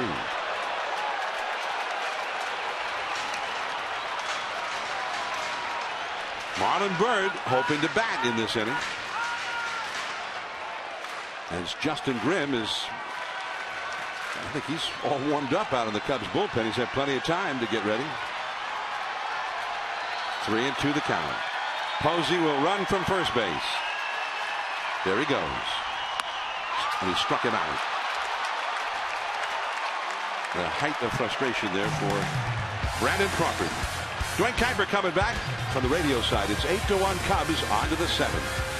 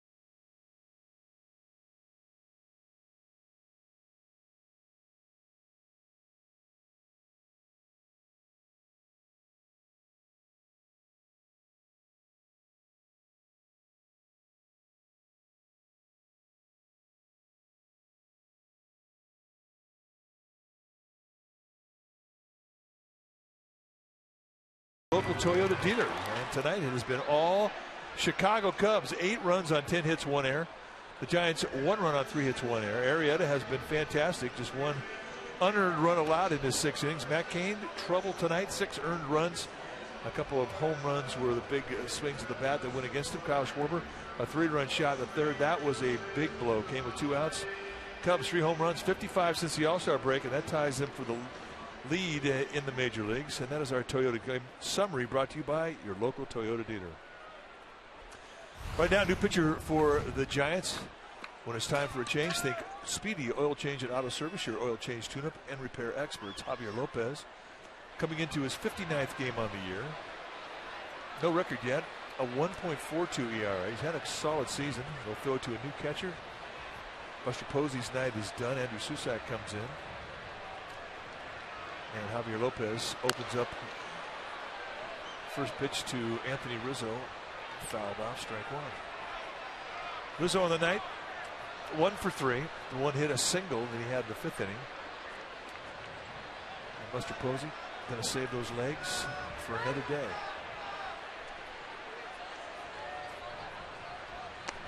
Low with a breaking ball.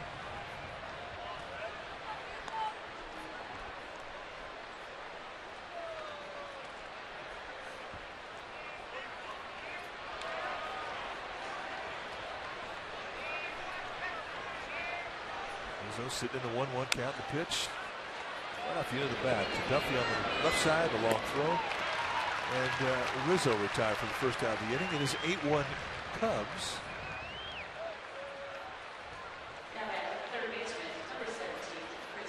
And they have been very offensive with a 3 spot in the 3rd, a 3 spot in the 4th, a 2 spot in the 6th inning. They have been putting up crooked numbers, and that'll bring up Chris Bryant now with 1 out. Giants stack up the left side of the infield with a shift. First pitch outside with the fastball. 1-0. So it's 8-1 Cubs. We're at the top of the 7th inning. Here again, Dwayne Kuiper. Well, thank you, Mikey. Bryant waits, and it's low. That last was what, 5-3? 5-3. Bryant hit into a double play in the 5th inning. And here he takes low. It's 3-0.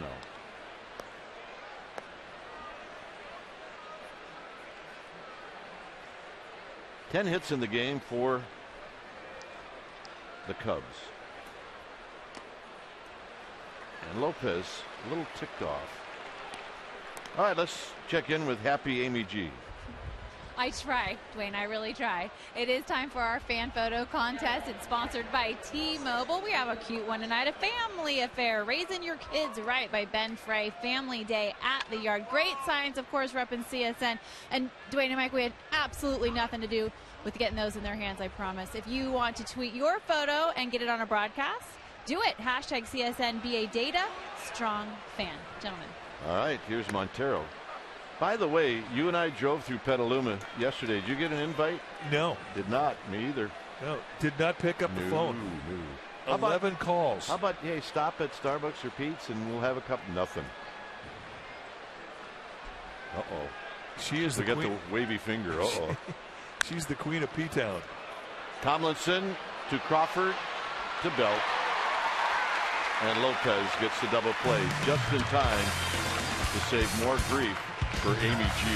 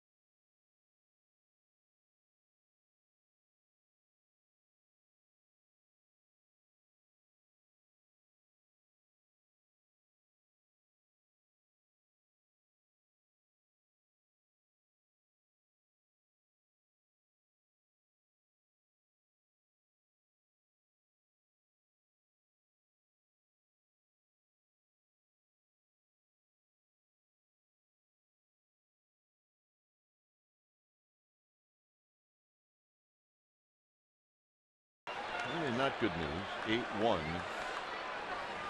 Cubs are leading the Giants.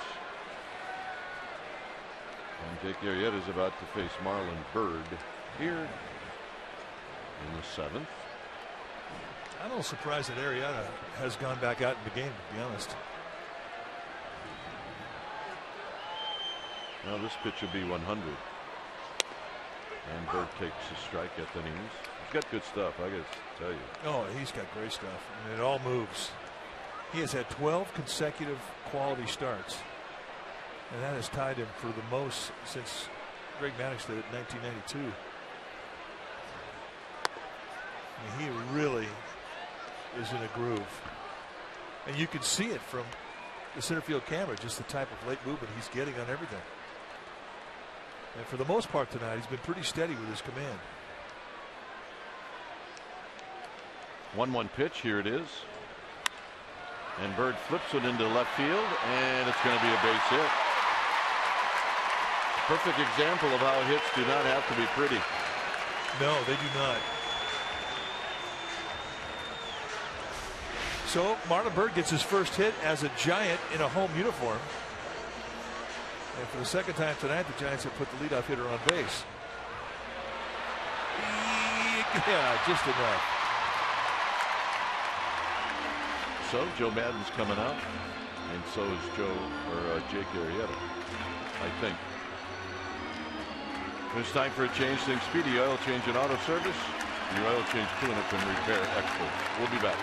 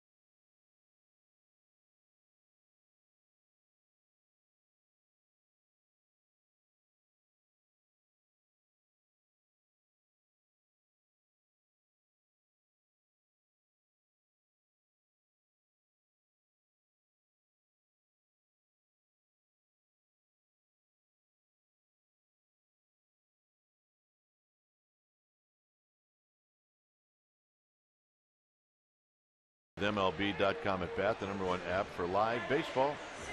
At bat is up to the moment with in-game highlights.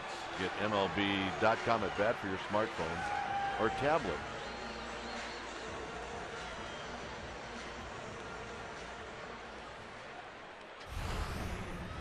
So here's Justin Grimm.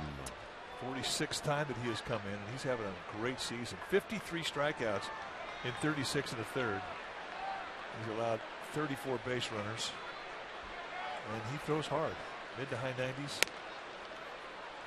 Not quite the same type of movement that the Giants saw with Arrieta. This is a much straighter fastball, but he has great breaking stuff. That is his strikeout pitches, curveball on the slider. That's the night for Arrieta. 6+, 4 hits allowed, 1 run. He is responsible for Byrd at first. Pitched well. Grimm, 27 years old, 6'3", 210-pounder, out of the University of Georgia, his 3rd year at the big league level.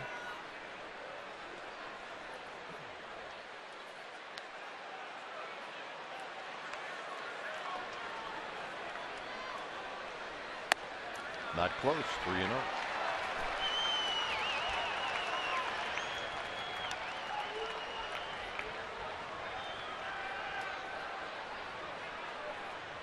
George Cantos heating up the Giants bullpen.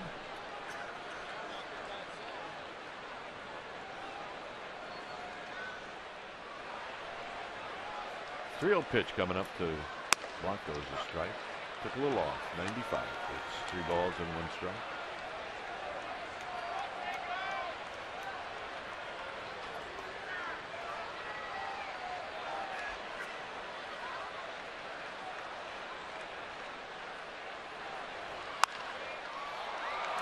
Skied into left center field for Dexter Fowler. So that's out number 1. Blanco 0 for 3. And here's Andrew Sousa.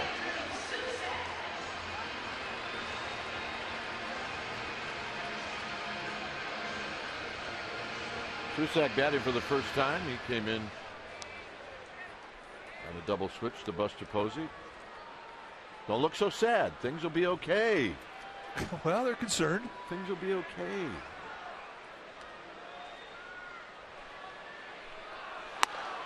Susak takes high. No swing.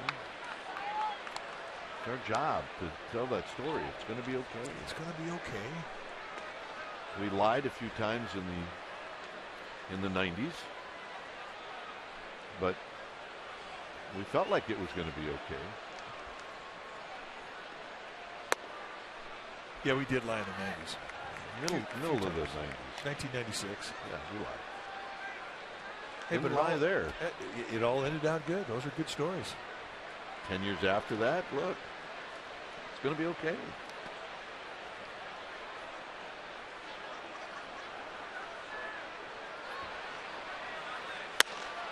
Swing and a miss. 2-1. We're taught that. Well, you in Chicago and me in Cleveland. It's going to be okay. It was. Yes, we did. And you know what? We really felt like it was.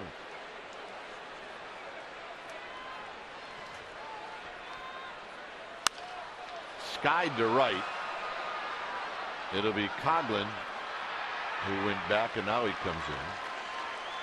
But the point you make, though, I mean, look, this Cubs team has really very little to do with the team that went to the World Series the last time with Chicago written across their chest. And it's been a long drought. But you cannot help but be aware of the history of the Cubs not winning a championship when you put that uniform on. Or the Indians. Indians, same deal. I mean, you know it. Tomlinson singled in the 6th. Here he takes low. You were aware of it when you put a Giants uniform on prior to 2010. The city had never won a world championship in baseball. And, you know, you knew the very first time you played in front of this crowd what it would mean to him when the Giants team finally would win. And we saw it firsthand in the parade of 2010. It was one of the most remarkable things we ever saw. And that day will come for the Cubs fans. It will come for the Indians fans. Other years I can see that, not this year. That's just fatigue.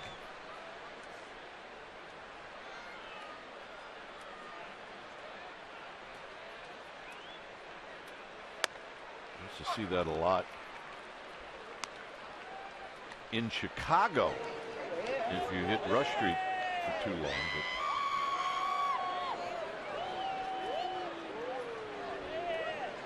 Yeah, Rush Street would definitely do that to you. Oh, goodness.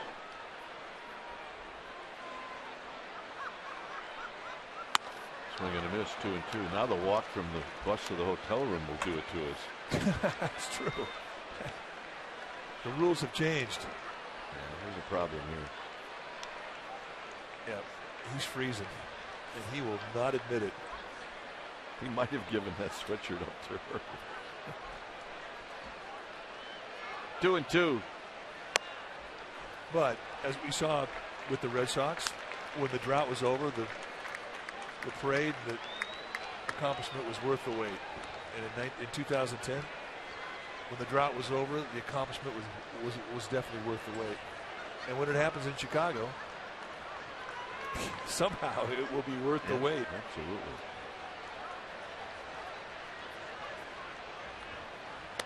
And the walk with Bird going. So.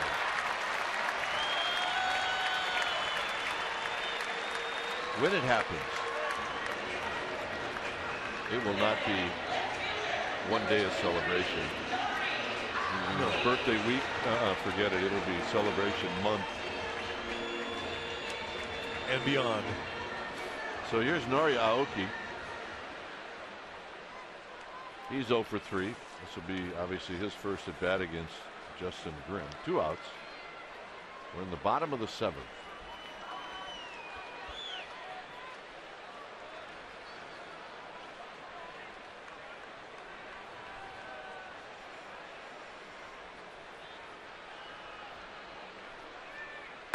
Very high.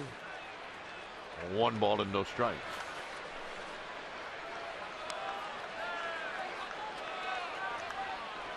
So anyway, so we're driving through Petaluma. Yes, we are. Me and you, and or you and me, whichever way you prefer, and Bruce Bochy.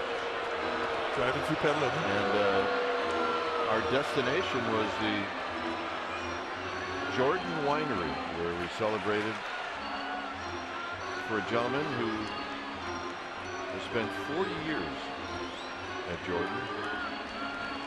And we went to celebrate in honor of Rob Davis, the winemaker for Jordan. And really has a he's had a distinguished career. I mean, he's one of the best winemakers up there. A nice luncheon. It was a surprise for Rob and his wife Kim, daughter Andrea. And it was a great day. It really was. Here's Nori Aoki. And a strike, and it's own, or make it 1 ball and 1 strike. Well, this is a great time in California because it is harvest, and all of the wine country is just abuzz with anticipation of a good harvest. So we want to wish everybody in the wine industry good luck. Good harvest. 2 balls and a strike. I do know one thing about Rob Davis. If you're in a hurry, do not give him a microphone. No, but he's good. He's good. Just don't give him a microphone. Foul back. It's 2-2. If he's going to be the best man at your wedding and he's going to make the toast, it's going to go on for 30 minutes. Oh, yeah. While he's toasting, the bride and groom are going to take off in their limo. 2 balls and 2 strikes. And this is hit on the ground. Castro digs it out on the backhand, and they just get Tomlinson going into second. It remains 8-1.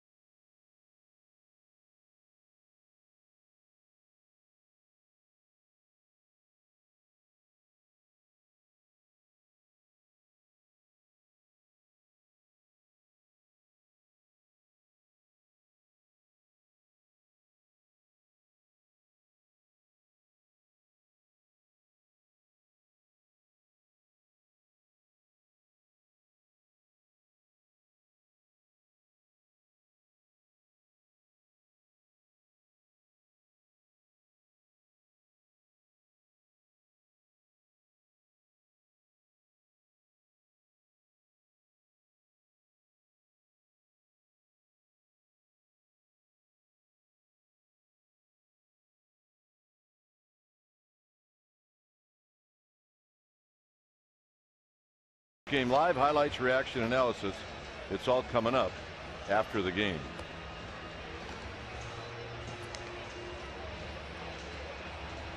Here it's 8-1. When it's time for a change, think Speedy Oil Change and Auto Service, your oil change tune-up and repair experts. George Contos coming in now to pitch for the Giants. 58 times he's come in, 2-2 with a 1.97 ERA. George Contos, when he was a kid, he was a Cubs fan. Come on. Yes, he was. What about now? Contos from Lincolnwood, Illinois, just on the north side.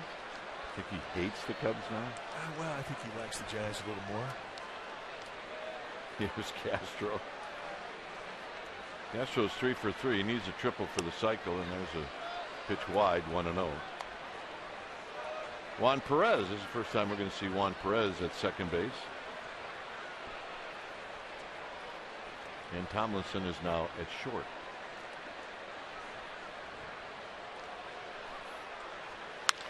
And there's a possible triple right there. Bird is going to track it down. He almost had it. Well, you're right. And I think Starlin Castro was thinking cycle as soon as it left the bat. He's had a great night with the bat. I mean, this is a ball well struck. And when it left the bat, we're thinking that's going to find triples alley. So Marlon Bird says, he's not bad out there. He made a nice play. Covered some ground. High backhander. I got your cycle right here. Here's Denarfia.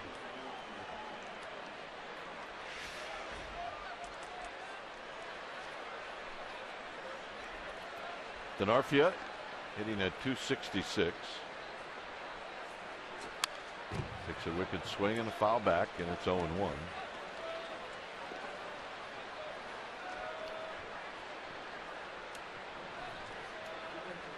La Stella's on deck.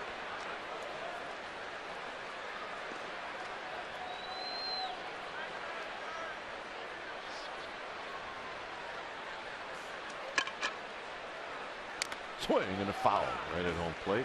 Susak will pick it up. It's 0-2. So Michael Broadway finally has made it to the ballpark. He actually was on the list to be part of this ball game tonight, as Jeremy Affeldt was put on the disabled list with a knee injury that he sustained playing with his children on an off day. So Broadway just barely made a flight to get here. They said he was going to get here sometime between 8:30 and 9:30, and lo and behold, here he is, back in the big leagues. He's one of those guys that, I mean, he throws hard, but he also looks really good in a uniform. Yeah, he's a big fella. He looks like a giant. Outside to Denarfia, 1-2.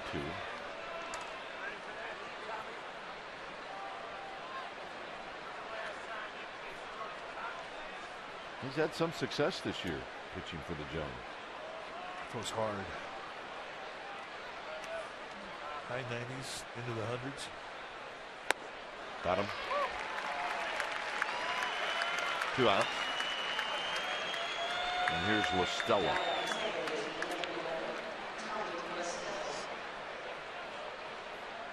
me see, he played 72 games in 2009. Hey, at this point, if the manager asks you, hey, can you play a little bit second base?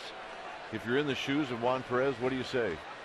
I'm in. I want a gold glove there. I can pitch and I can catch too. Let me show you my stats at second base in Augusta.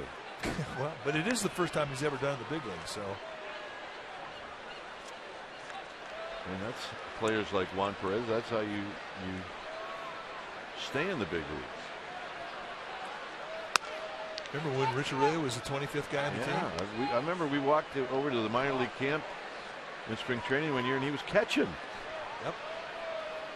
He's like, Richard really is catching. He was warming guys up. But that's when he was a baby. But he also read the room. Realized that I had to be able to do a few more things.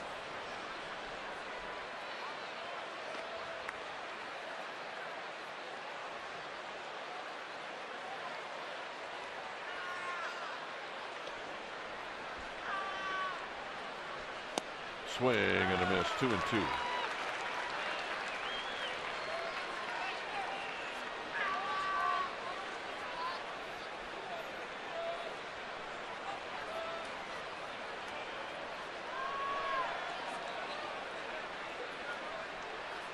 2-2 pitch. Here it is.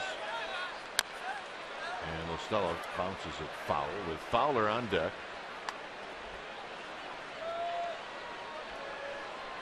Dodgers won. And now people starting to pay attention to the D-backs. They're losing 9-1. Padres lost tonight. Padres and the Diamondbacks were definitely the hottest two players in the National League West, or two teams, I should say.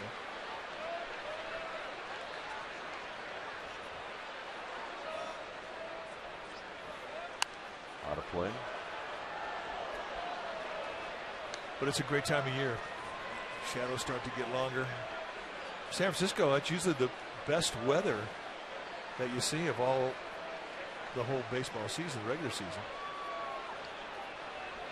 The look of concern. No. The concern is there's just a little bit of beer left in that glass. Running out of beer. It's the 7th inning. What am I going to do? Check swing, roller, foul. Stay tuned for the post-game wrap. It's coming up after the game. Michael will also talk about this game with Murph and Matt tomorrow morning on KMBR 680. She's got her rally cap on. Absolutely. 2-2. Big fella's not that concerned. No. He's seen this before.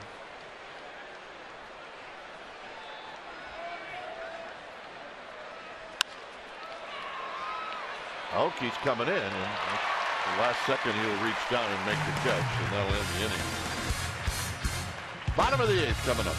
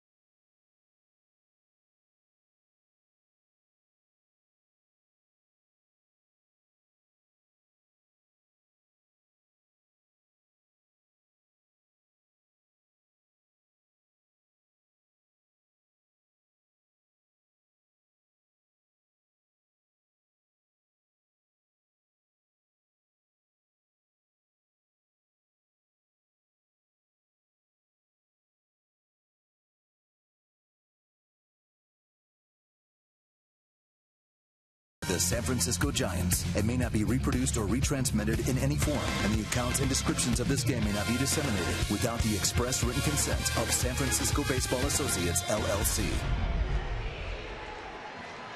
Comes with a commanding lead. It's 8-1.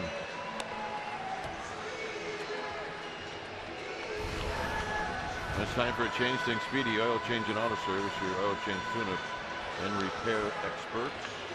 Tommy Hunter, the new pitcher now for these Cubs. 50th time he's come in.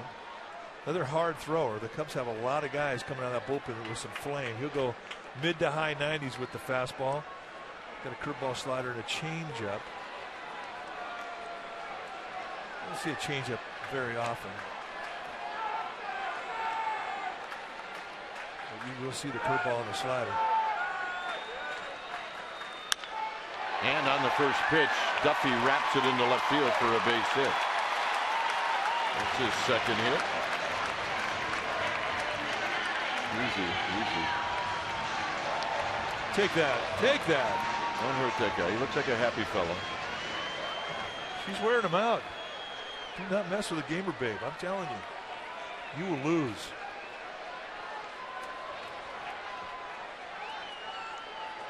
So here's Belt. Help. I married a Cub fan.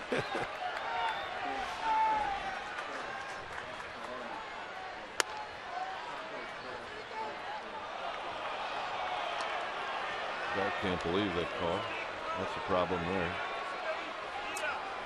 So if you get here in time in a uniform, you might actually get into the game. Because Padres getting loose. Look out. Hunter, big guy, 6'3", 250. Did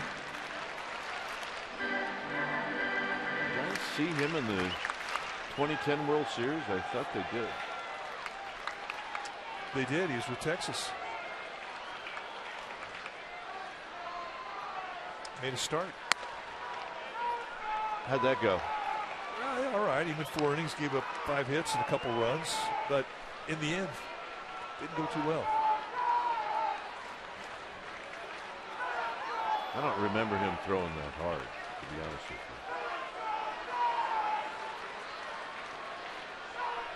you. Belt fouls it back. It's 2-2.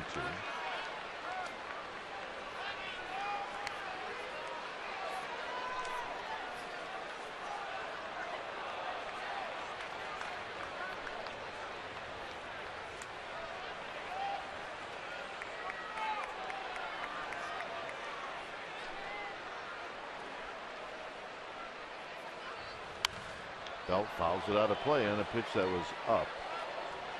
But, you know, though, I mean, you see that with guys who start. They're starters and they're responsible for 100 pitches. I mean, you're not going to blow it all out in the first 2 or 3. Now all of a sudden they get put into a bullpen situation and they don't have to save anything. And they do pick up a couple extra feet. On the ground, Rizzo's got it. That's 1, and it's not in time. That will reach on the fielder's choice. And that'll bring up Justin Maxwell.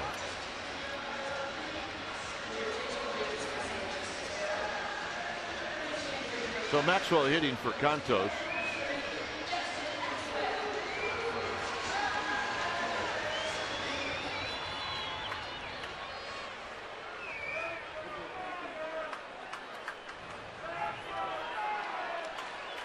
Lewis with the Broadway.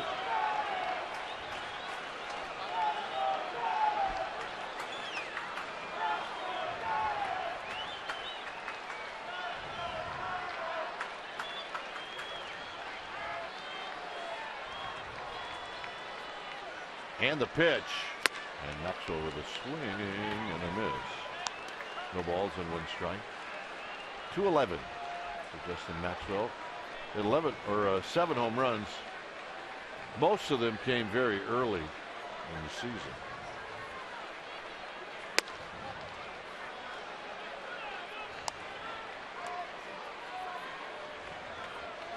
And some of them were big home runs. He's got good power. He had some good games early against the Dodgers. 2 balls and a strike.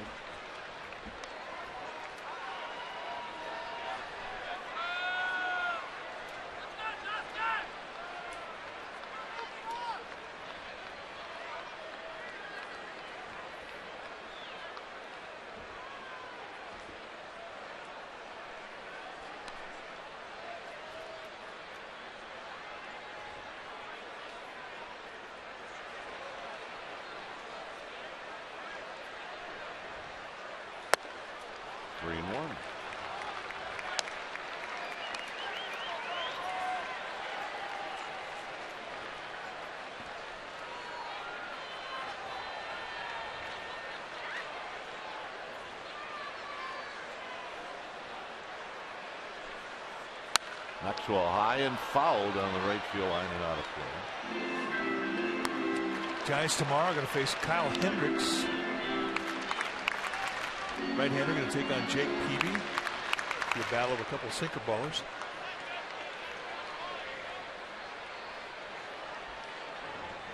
Hey, there's Sean Estes. Swing and a miss. And Maxwell retired. John, part of the post-game live. I'm sure it's supposed to go live. So here's Perez. Final now in Arizona. The Cardinals beat the D-backs 9-1. There's Greg Papa. The effervescent Greg Papa. Pitches outside for a ball. 1 ball and no strikes. Is Dave Fleming going to be back tomorrow? I believe he is. Coming back from Williamsport. He'd been with the Little League World Series.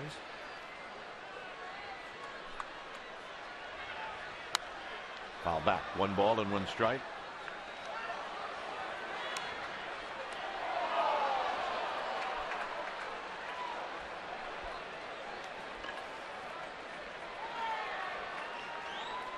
Marlon Byrd is on deck. We're in the 8th.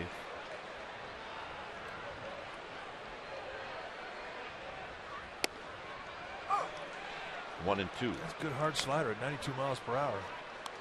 I mean, at 92, you're thinking, well, gee, that's more of a cutter than a slider. But you look at the break on that thing, it's got a little downward snap to it. It's a hard breaking ball. 2-2.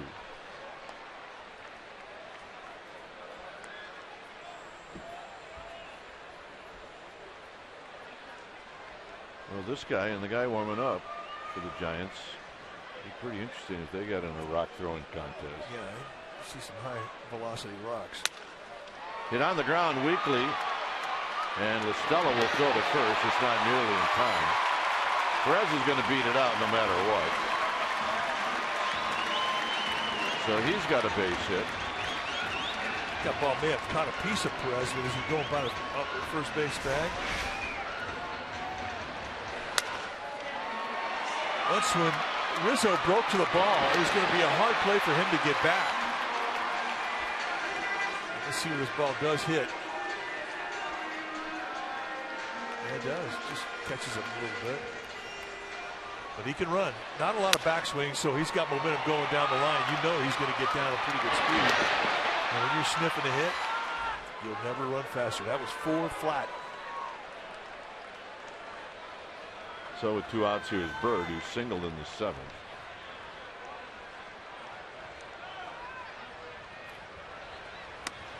Swing and a miss. No balls and 1 strike. Gregor Blanco to follow. We're in the 8th. 8-1 Chicago.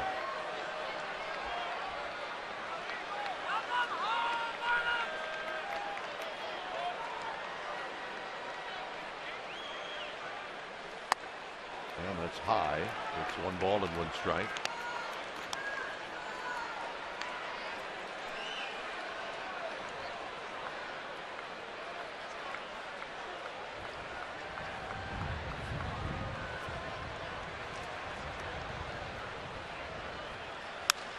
Hook down the left field line, but this is going to foul right over the head of Michael Broadway. You know, never ceases to be entertaining when you look at the way each hitter starts when they're in their stance.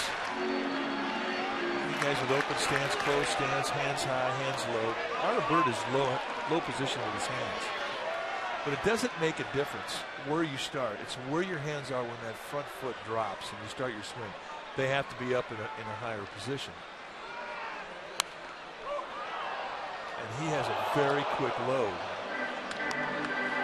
But the hands come up high when that front foot comes down. They're ready. And it's one similarity that you have as a pitcher and as a hitter. When a pitcher drops that stride step down, that front foot lands, that hand's got to be in a high position.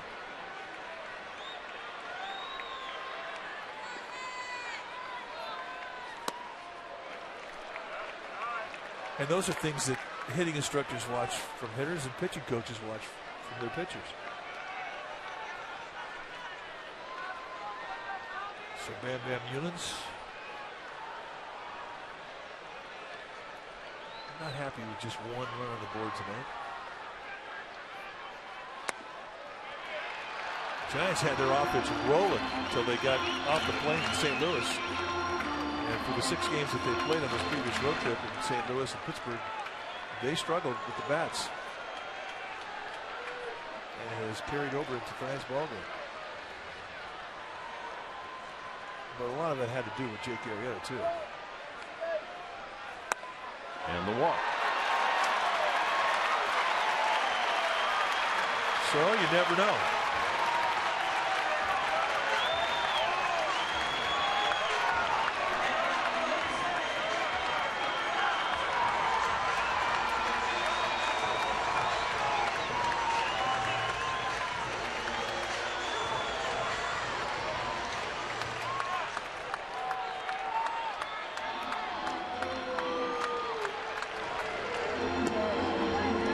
So Joe Madden with the slow walk.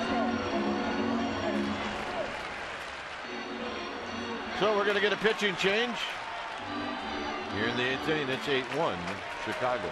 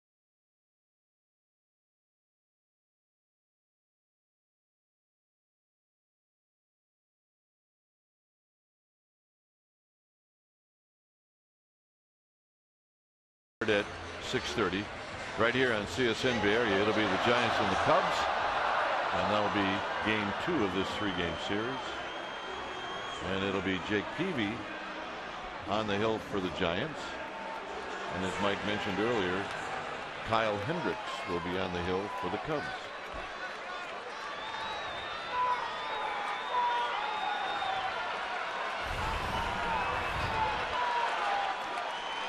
New pitcher now for the Cubs will be Clayton Richard. You may remember him when he was a member of the Padres. 10th time that he has been into a game. Cubs got him from the Pirates this year. Richard had his shoulder basically rebuilt, missed all of 2014. And he's throwing low to mid-90s again with a curveball slider changeup combination. And there's a line drive, and it's going to fall in front of Coghlan. One run's going to score. Aoki Miguel Perez was held at third. So Blanco with a base hit. And an RBI. And that's going to bring to the plate Andrew Susak.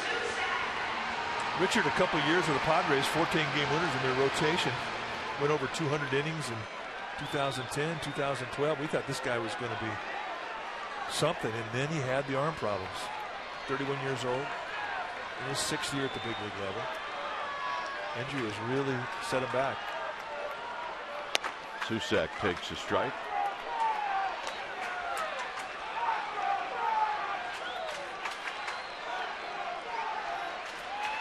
Susak hit a fly ball to right field in his only other at bat. And now it's 0-2. 93. He's got his velocity back. And he'll throw a lot of fastballs too. I mean, low 3/4 release, sink and cut the ball. Close, 1-2. 95-mile-an-hour fastball.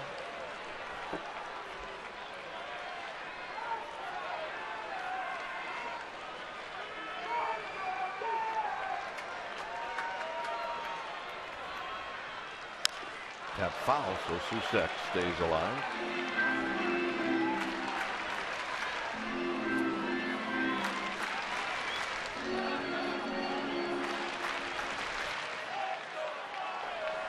Giants have the bases loaded here in the 8th. 2-2.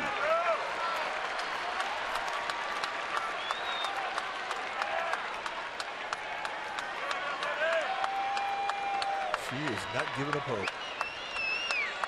Nor will she ever. Hit into center field. Fowler's not going to catch it. Flattens out up against the wall. Perez scores. Bird scores. Blanco scores. They all score. And we get a ball game.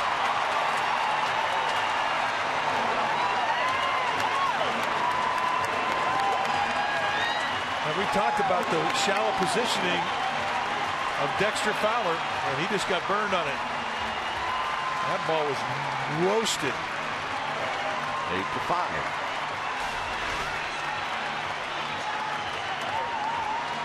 Just above the knees outside. And Andrew Susak does not give Fowler a chance.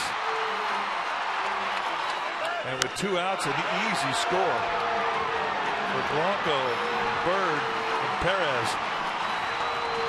And that's going to be it for Clayton Richard. So, new pitcher coming in. It's 8-5. And we'll be back.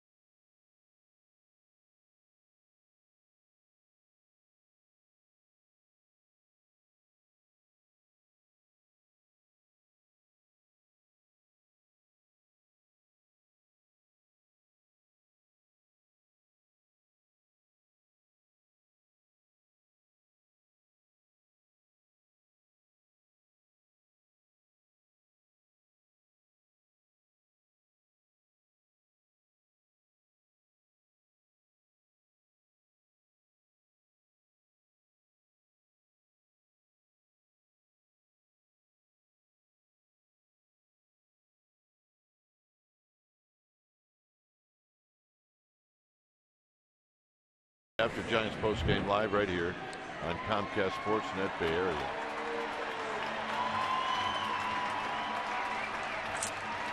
So here's Kelby Tomlinson. Giants trying to get it to a 2-run lead.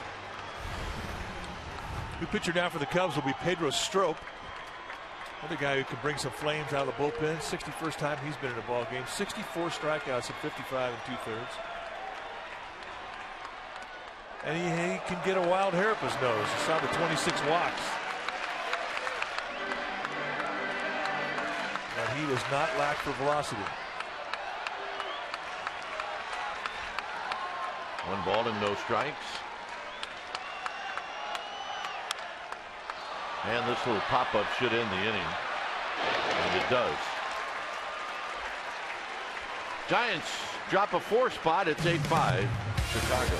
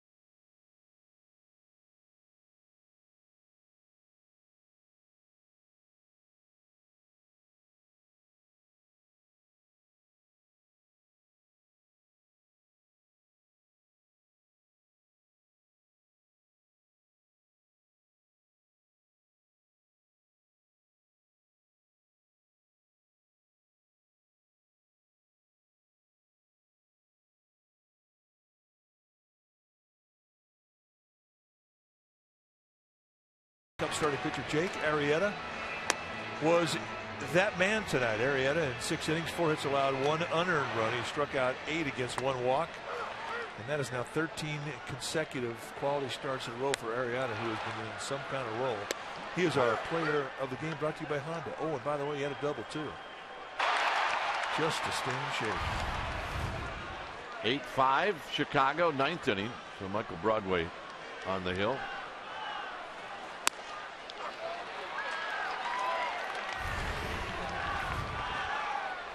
So Mike Broadway back in the big leagues, 7th game that he has come into. 5 strikeouts and 7 1/3. Broadway throws very hard. Hit on the ground to Belt.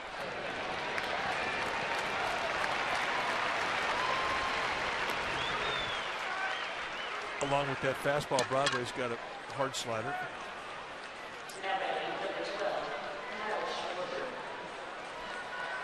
And he's got a changeup, but we just don't see it very often.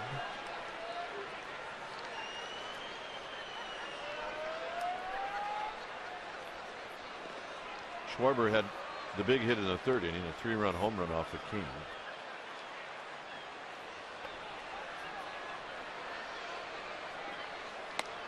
And the first pitch is down low, 1 ball and no strikes.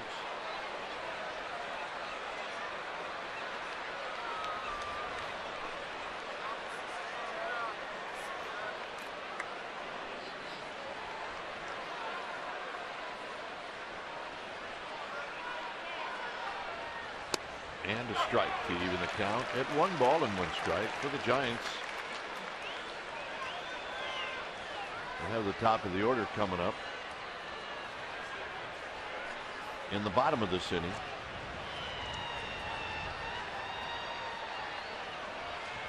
Swing and a miss, 1-2. That's a good breaking ball right there. Explosive. That's what we're saying. Who is this guy? He wasn't on the team when the Giants were in Chicago. That's what we're thinking. 1-2. Threw it again. 2 balls, 2 strikes.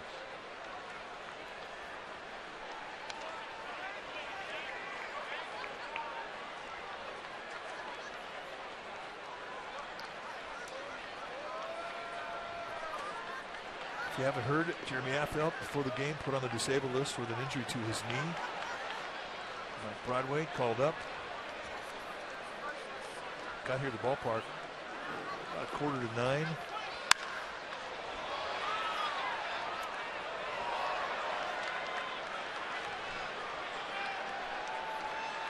And we have a winner. Yep. Right.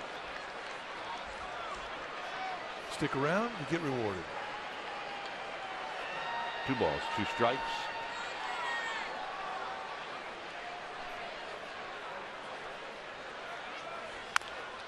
Pulled on the ground, foul.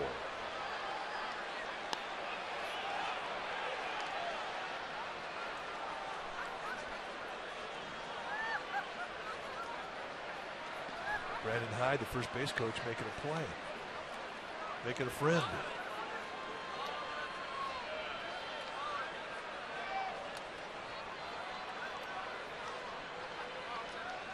Two pitch. Hooks this one foul through the bullpen.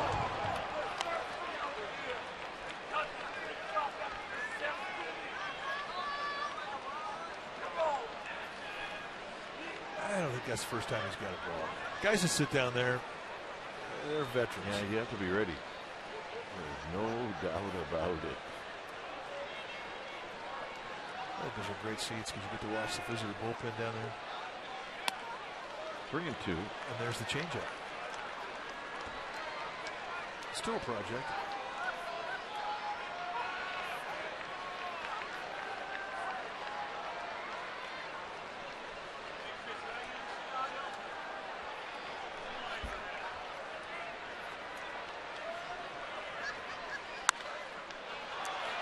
Duffy is going to move over, and Duffy's going to make the catch.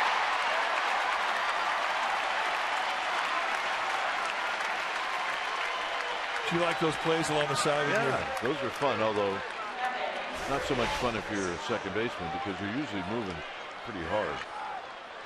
If he had a chance to get over there and get settled. Well, he knows the surroundings. He pretty much knows where that fence is. High backhander. Take off your skis. Perfect. So here's Coghlan. Coghlan's 1 for 3.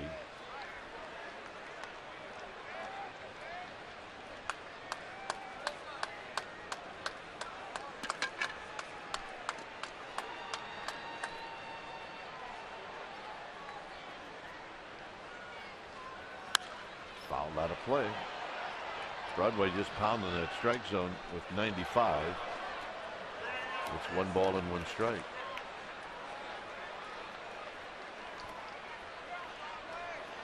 See Rizzo waiting on deck.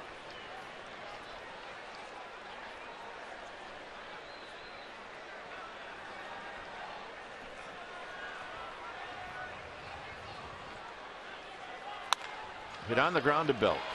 The Giants are going to come up in the bottom of the 9th inning. They need 3 to tie and 4 to go home. Top of the order coming up.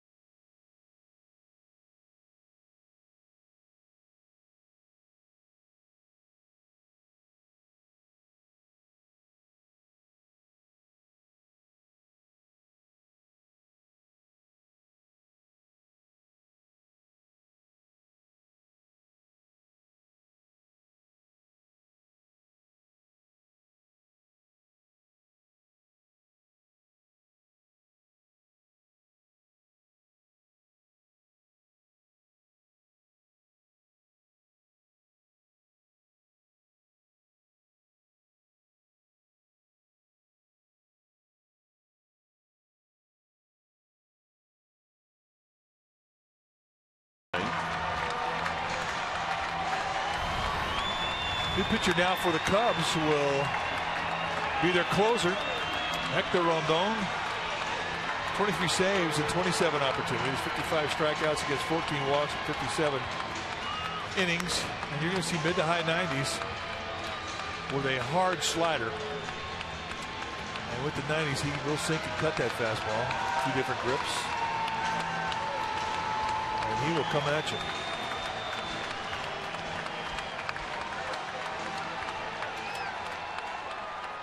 So here's Nori Aoki, who's 0 for 4 in this game.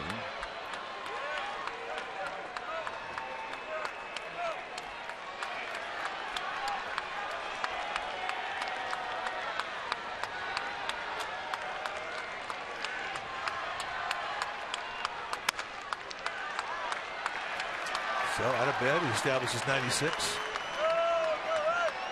Guys would love to get a leadoff hitter here. Get him on base. 2-0.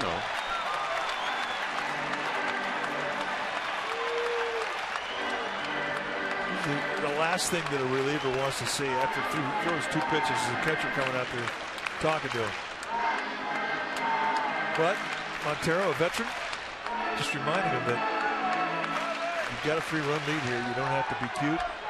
Put the pressure on the hitter. And that's the importance of the first guy up in an inning, especially down by 3.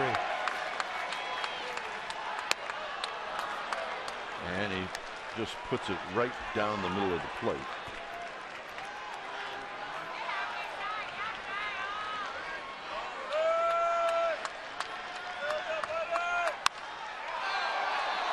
Lifted out to left. 1 out. So Schwarber puts it away. So a nice comeback for Rondon, and here's Duffy.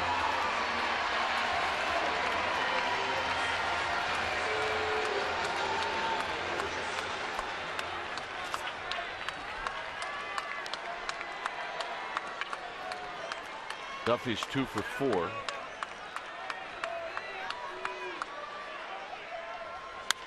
And he fouls this one out of play.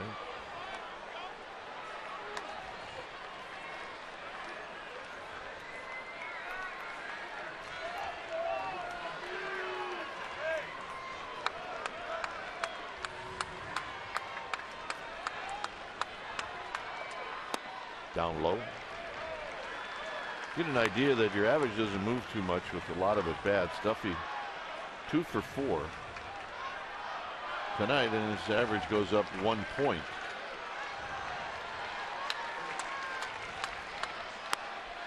There's a strike, 1 and 2.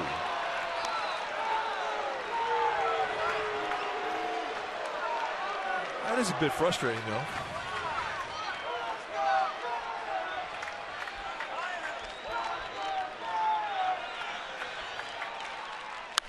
Out of play. I mean, the good news is if you take a 0 for 4, it's not going to go down very much.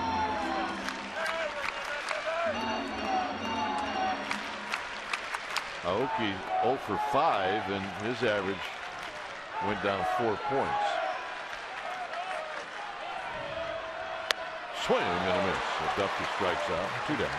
Good changeup right there. Or a cutter. I mean, whatever it was not the speed he was looking for. Yeah, like a little cutter.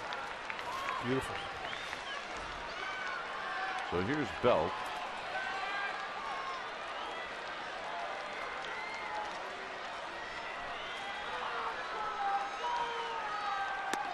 Belt takes a bit wide.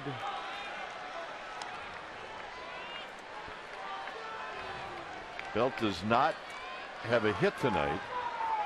He's been on base twice. He scored a run. And here he takes wide again.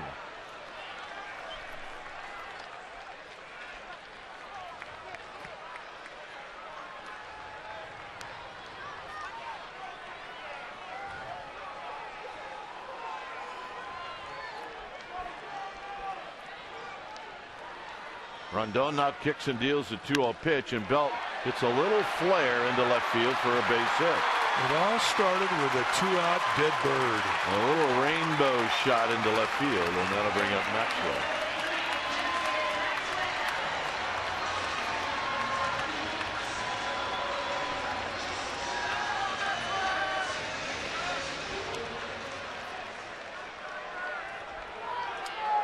Maxwell, facing Hunter in the 8th inning, struck out.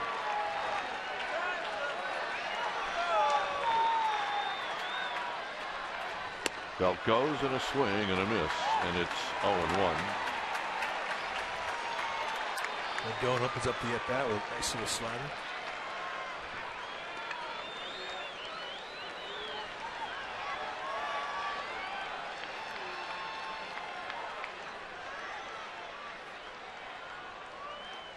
In the dirt, and that'll go to close to the backstop. A wild pitch.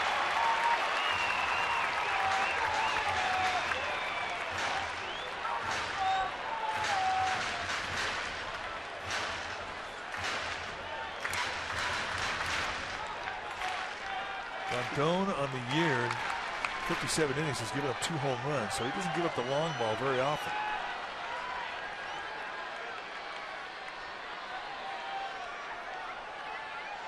It's 1-1 to Maxwell.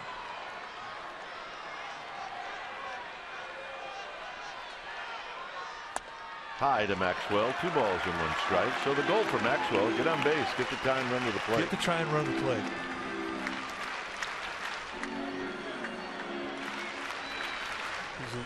If you could do that to a closer, he does hear footsteps.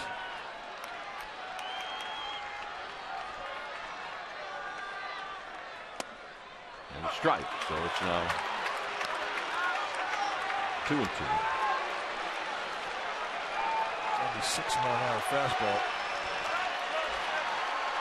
with some fuzz on it.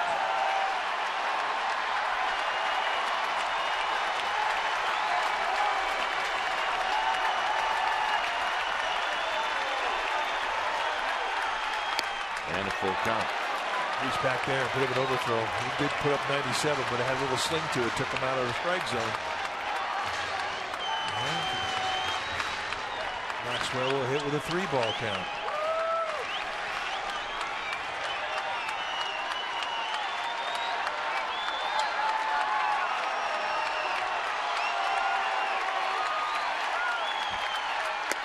And that's the ball game. So the Cubs end up winning their 6th straight, and tonight they do it by scoring early by way of the long ball. Well, and for Matt Cain, it started out a couple of clean innings, and once he had to make the transition into the stretch, he could not quite get his release point back. He made some mistakes. He made mistakes up, and the Cubs made him pay. A 3-run homer in the 3rd, a 2-run homer in the 4th, and the Giants never really recovered. All right, final score. Cubs 8, Giants 5. Thanks for joining us. Stay tuned. East Sheridan's Giants postgame live with interviews and the wrap starts right now.